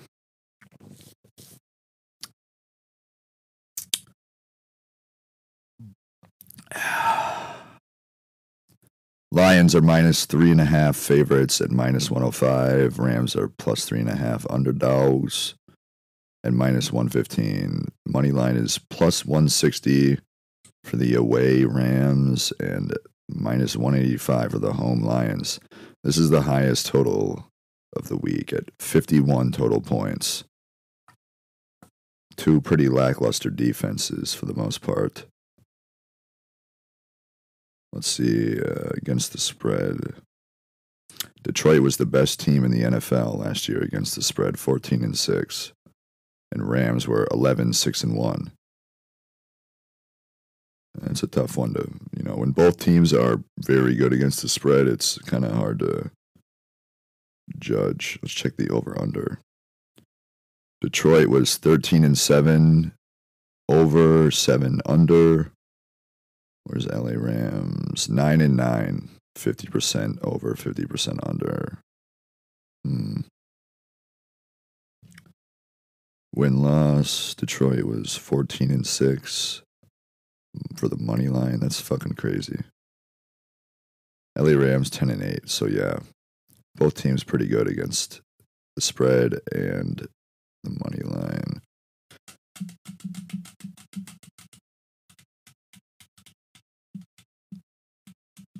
This is a really tough one, to be honest.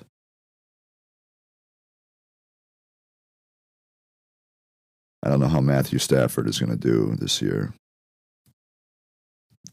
And in they played each other in the second round of the playoffs.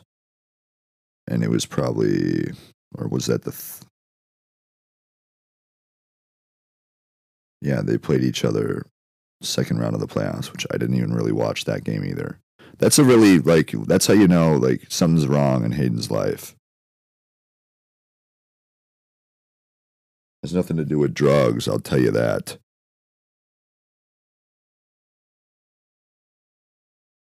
It was, I was so fucking obsessed with winning the lottery, dude. So obsessed for over 5 months straight. It's all I could think about and do. Pretty much the entire NFL season. And I couldn't ever just sit and chill and watch football like I used to. Oh, yeah, that's why. The thought insertion. Making me, go insane. I didn't even know what was going on back then. I thought I was just, literally losing my mind.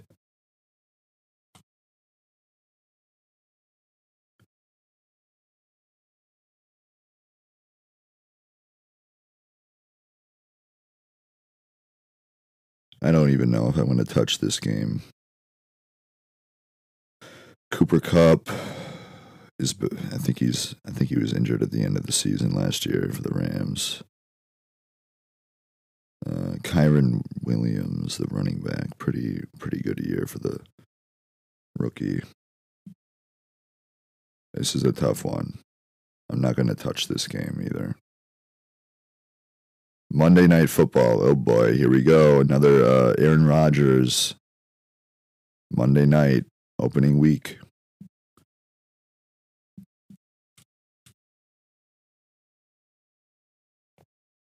The New York Jets are playing in San Francisco Monday night. They are 5-point underdogs at minus 110. The 49ers are minus 5 favorites at minus 110. Money line, the 49ers minus 235, and the Jets are plus 195. The total points is set at 44.5. Let's see, shall we?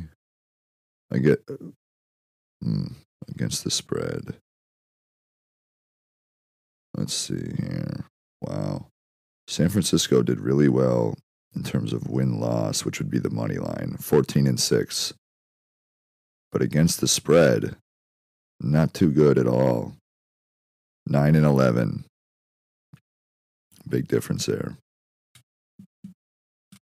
The New York Jets, it's hard, it's almost, it's impossible to even judge or compare the New York Jets record against the spread, the over-under, the money line last year because they didn't have Aaron Rodgers. Well, they had him for 3 plays. He literally played 3 plays. On the 3rd play, he tore his Achilles. And I said that it was going to be Aaron Rodgers' year to win MVP. I thought he was going to win the MVP last year. I actually tweeted it out. I really thought he was.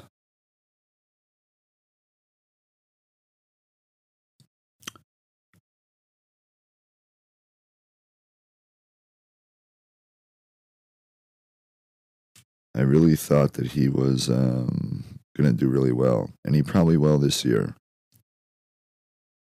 Because the Jets, they still have a decent team. They went 7-10 without Aaron Rodgers. They had backup quarterbacks.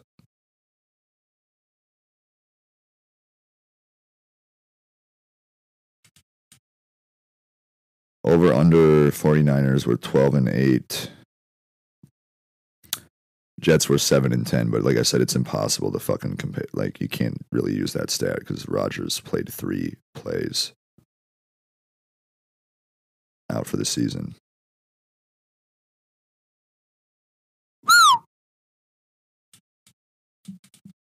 I mean, shit, dude. This is another tough one. It's one of those. It's one of those kind of games. You don't know how Rodgers is gonna do coming back. He's 39 now, but the Jets have one of the better defenses in the NFL in terms of defensive backs.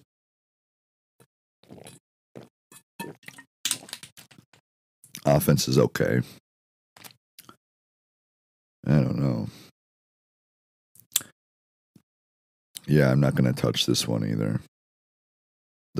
Sunday night, Monday night. I'm not gonna put them in the parlay. So this is a 9-leg parlay. We got Philadelphia Eagles -2 against the Packers in Brazil, and Kansas City Chiefs money line. Cleveland Browns -2. Tampa Bay Bucks went from -3.5 to -2.5, going from -110 odds to -160. And I did the Arizona Cardinals money line against the Bills, which they're underdogs, +250. Jacksonville Jaguars at +3, +100 odds. Did I say I was? Yeah, I was going to buy the half point there. So +3.5 underdogs at -135. Seattle Seahawks -5.5, -110 odds. Houston Texans money line against the Colts -125. And Minnesota Vikings -3 favorites at +115. And the odds are +44,951. And, these rarely hit, But last year when I would do these kinds of bets, I would go like 9-1, 8-1. The worst I would do is like 6-3 would be the worst. I never had 4 losses on any of my parlays. So I'm going to be doing single bets for all of these as well. So if you bet $5, you win $2,247. So I'd probably do like 15, 10. I mean, you're not risking a lot on a parlay. That's the thing. To never bet more than you want, than you are comfortable losing. If I bet $20, I win almost $9,000. This is why betting is so much fun. And knowing how to bet the NFL, man, I almost hit a couple parlays last year. Fucking A, man.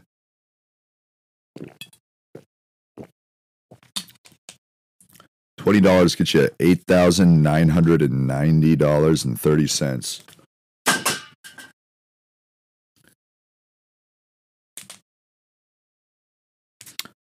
And honestly, I'm going to be honest. Let's see here. I'm cool with the Eagles bet -2. I'm cool with the Chiefs money line -145. I'm cool with the Browns -2. I'm cool with the Bucks -2.5. The Cardinals is a bit iffy because I'm really banking on Buffalo choking. Buffalo doesn't have anybody to fucking throw to. They got rid of Stephon Diggs and they got rid of Gabe Davis. They don't have anybody to throw to. So Josh Allen is literally like, he doesn't have anybody to pass the ball to.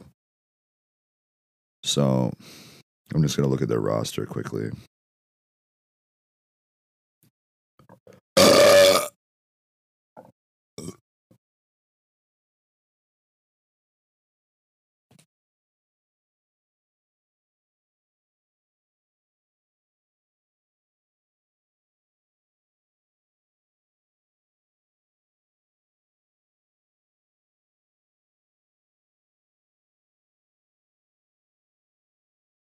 Well, they have Marquez Valdez-Scantling, the Buffalo Bills. Really, really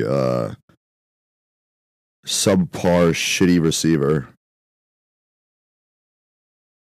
Brian Thompson, don't know who he is. Justin Shorter, don't know who he is.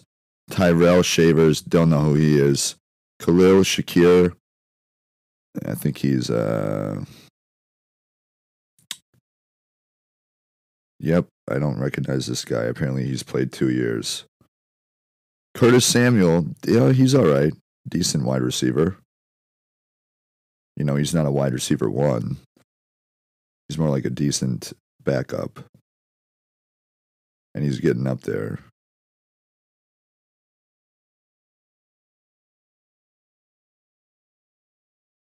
He was playing behind Scary Terry in Washington last year for most of his career. Terry McLaurin. Lawrence Keys, don't know who he is. Xavier Johnson, don't know who he is. Andy Isabella, don't know who he is. Mac Hollins, not a good wide receiver either. Yeah, no, he's not. KJ Hamler, not a very good wide receiver. Oh, okay. Yeah, yeah, it's just like mediocre. They have Chase Claypool. So they have Chase Claypool and Curtis Samuel and Marquez Valdez-Scantling. Those are the 3 decent, and none of them are even close to Stephon Diggs. Chase Claypool, I mean, this dude. The Dolphins picked him up for like a 7th round pick last year. And I'm pretty sure that he was like a 1st round pick or a 2nd round pick in the draft for Chicago.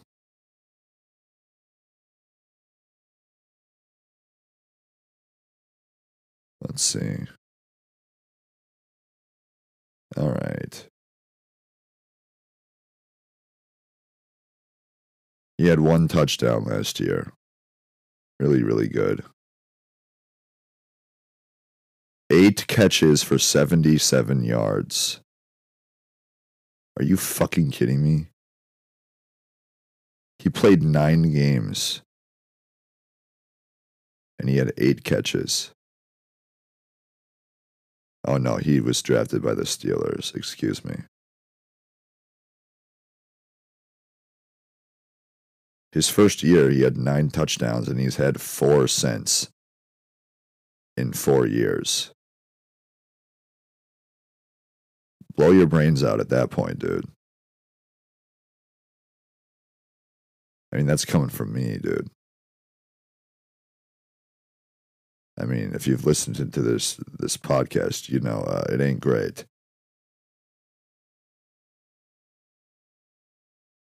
So yeah, that's the parlay. If I had any fucking money, I'd put some fucking money on the parlay and all these singles bets, and I'd turn I'd put probably $50 on every single one of these bets, and I would that'd be $450. I would definitely hit at least 6 of them with 3 losses. I'd probably hit at 7 or 8. The only one I'm somewhat concerned about is the Cardinals money line against the Bills. Every other one I think is going to hit without a doubt in my mind. So just jot this down in your like calendar or whatever. All these bets, and after week 1, check them, see if I'm right.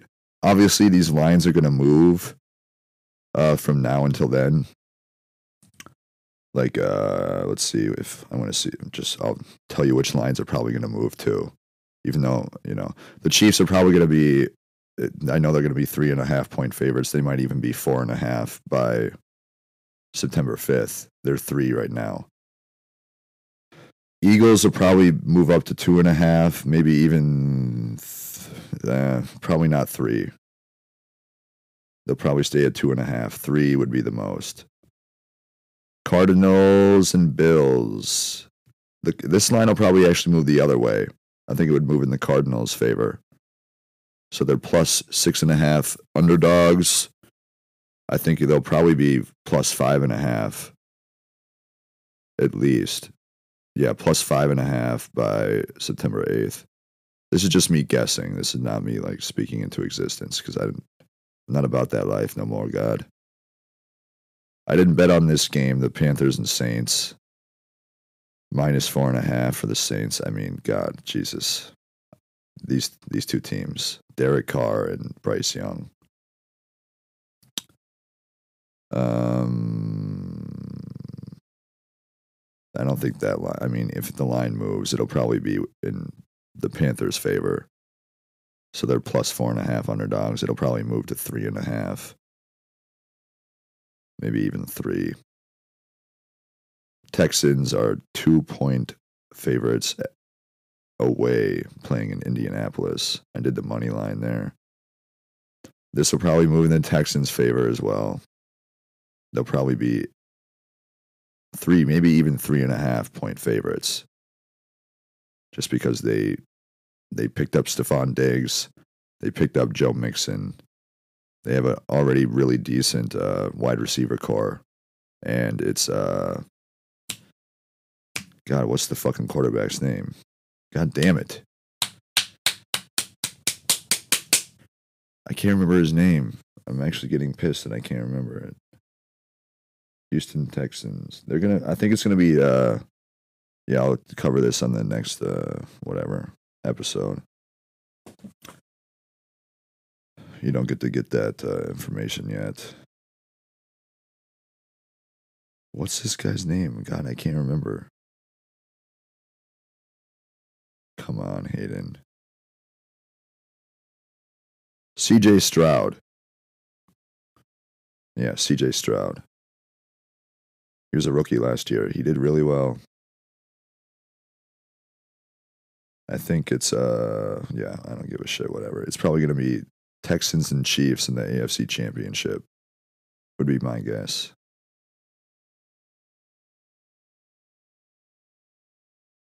Jeff Okudah, cornerback.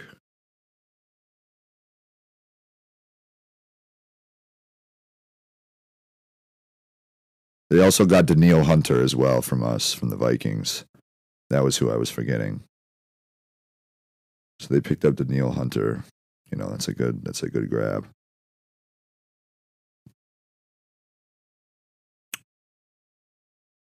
Huh.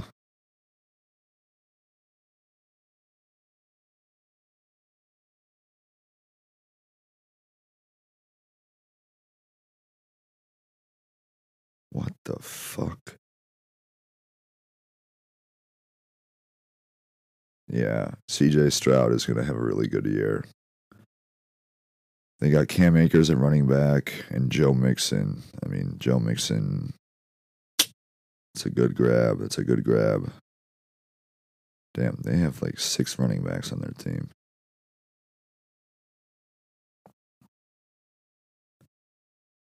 I mean, their defense is okay.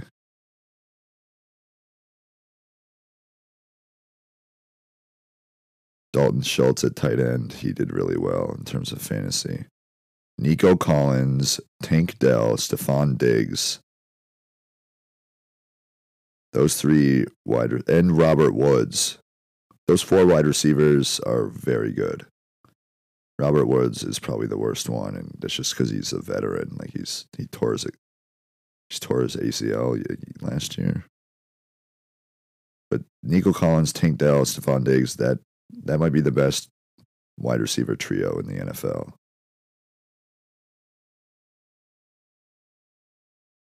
Yeah. Very good team here. It's either going to be, obviously, the Chiefs are going to make the AFC Championship.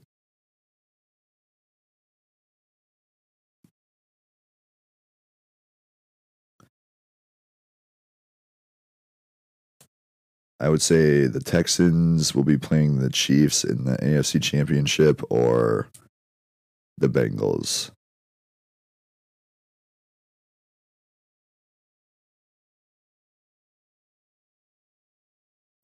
That's who I had making it to the Super Bowl last year at Cincinnati against the 49ers. But with Joe Burrow getting injured, I kind of ruined that whole thing. Joe Burrow fucking smacked his hand on a helmet, I think.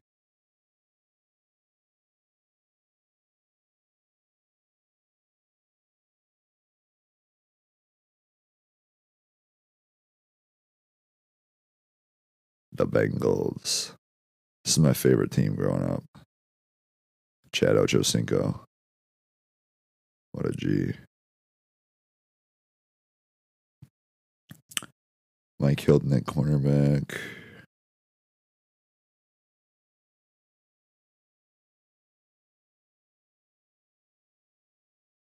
Huh. Sheldon Rankins.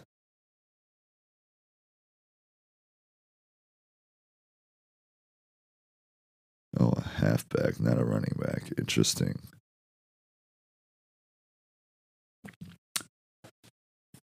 Zach Moss is their main running back. Interesting. I'd have to watch some highlights on him because I didn't get to watch much of his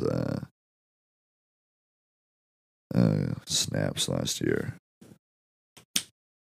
Orlando Brown Jr., an offensive tackle, which is probably one of the best offensive tackles in the NFL, if not the best. Joey B, baby.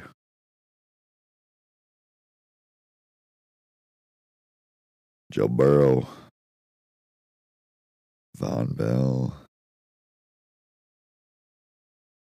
Oh, they have Mike Gesicki. They got rid of Irv Smith for Mike Gesicki. Really, man? Come on, dude.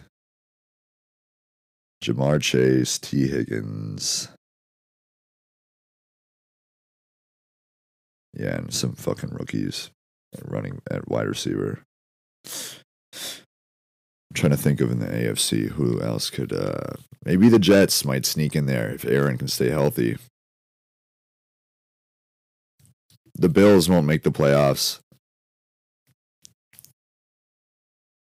No Bills in the playoffs. I mean, everybody's high on the Dolphins because of Tyreek Hill, and they scored fucking like 6 points against the Chiefs in the playoffs. You can't win. You can't win in the NFL if you're going to score 6 points in the playoffs, dude.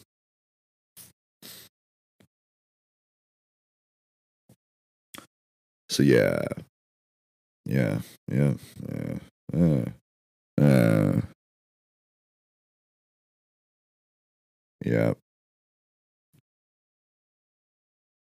Somebody go find Tim Walz.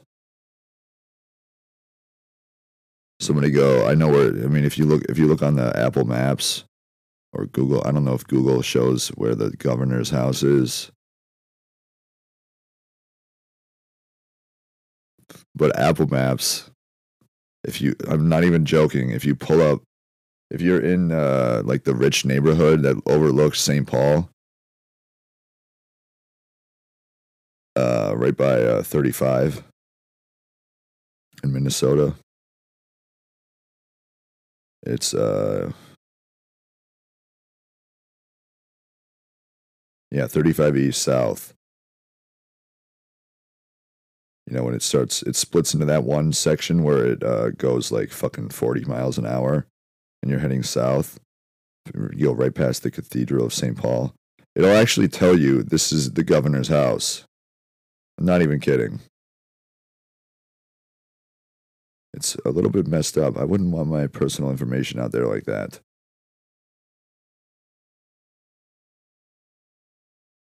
The governor's house.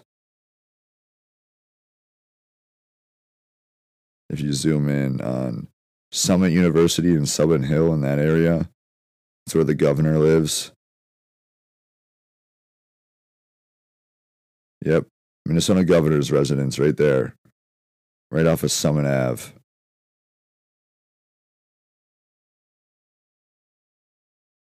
Summit Ave.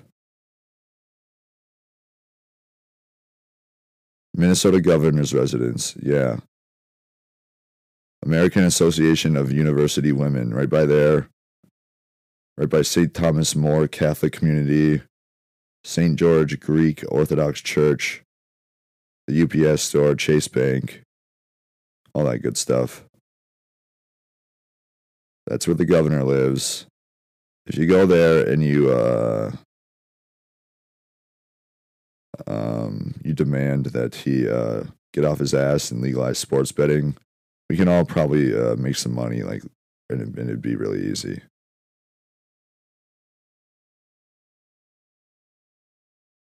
There it is.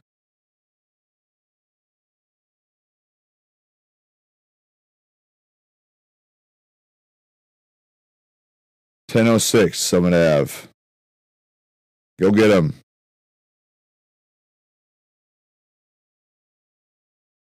You know, it's right there on Apple Maps, you know what I mean? And the fucking road in front of his house is so fucking shitty.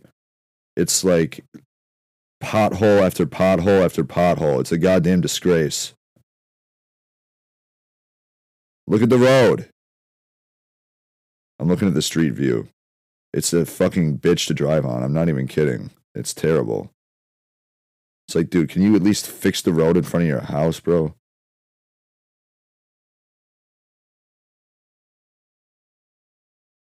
Tim Walz. Lazy piece of shit.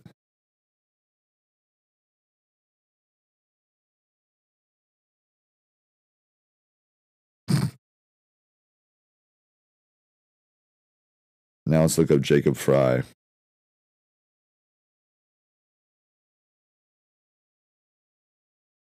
He's the mayor of Minneapolis. I don't know where he lives. I'm not trying to. I don't. I'm surprised they like tell people where the fucking like politicians live. It's like, yeah, I'm the dude who's kind of a fucking retard, and I live right here.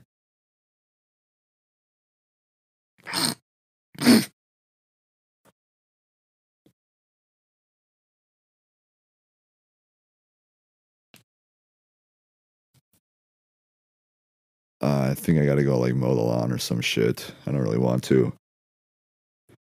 Because I've literally watched like entire rock structures, like boulders, just to kind of appear in front of people's properties. I talk about it on one of the episodes, I think episode 20,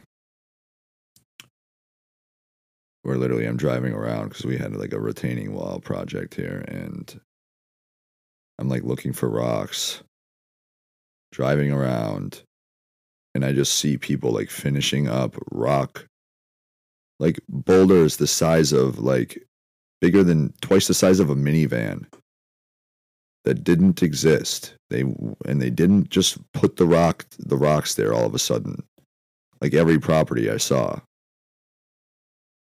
So these poor people, God bless their souls, are like being fucking like brainwashed into thinking that they're like doing a rock project in their yard. I saw multiple families and multiple properties everywhere. All because of the retaining wall project that we were busting our ass to do over here. Well, I wasn't busting my ass because I said, no, I know I can make this retaining wall project just happen. And we don't even have to do any work. That's what I told my buddy. Did it happen? No. But everybody else in the fucking state gets it. So this is the kind of shit that fucking like eats at my mind. What can I do? No, seriously, what can I mean, shoot up a mall? I'm not going to do that. I'm not going to kill anybody. I want to use it for good. I want to try to be better and use it for good. But I need my money. I need my money.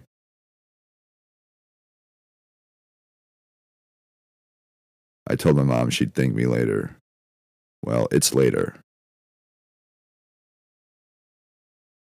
It's a lot later.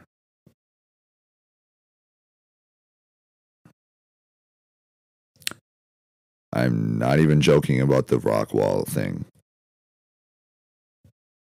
Like people, I mean, it was everywhere. And I've driven around Woodbury and Cottage Grove area, like the neighborhoods and shit. Like probably half the properties had humongous boulders and rocks in front of their driveway, pulling up like when you turn into their fucking long driveway. They didn't have them there before, and they're there now.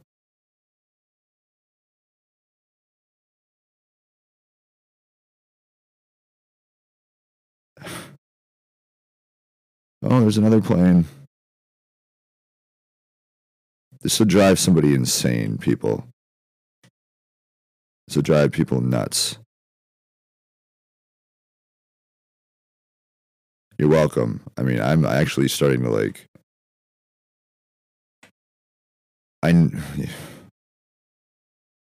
Speechless. I mean, speechless. Go to Tim Walz's house. This is all his fault. Not mine. I'm not taking any of the blame. It's all on Tim Walz. All right? Just fucking, yeah. You know where to find him. And if he walks out of his house, his fucking mansion, and he's like, whoa, what the hell? Oh, sorry, let me talk. Folks, what's the matter here? And you guys just fucking start throwing tomatoes at him. Yeah, don't do any violence. Just say, hey, if you don't legalize sports betting in this state... God damn it. Do you have any kids, Tim? And just leave it at that. I'm kidding, obviously. Don't do any of that. Just, stick a big corn of cob in his exhaust pipe, which would actually then force the exhaust back into the car. And then,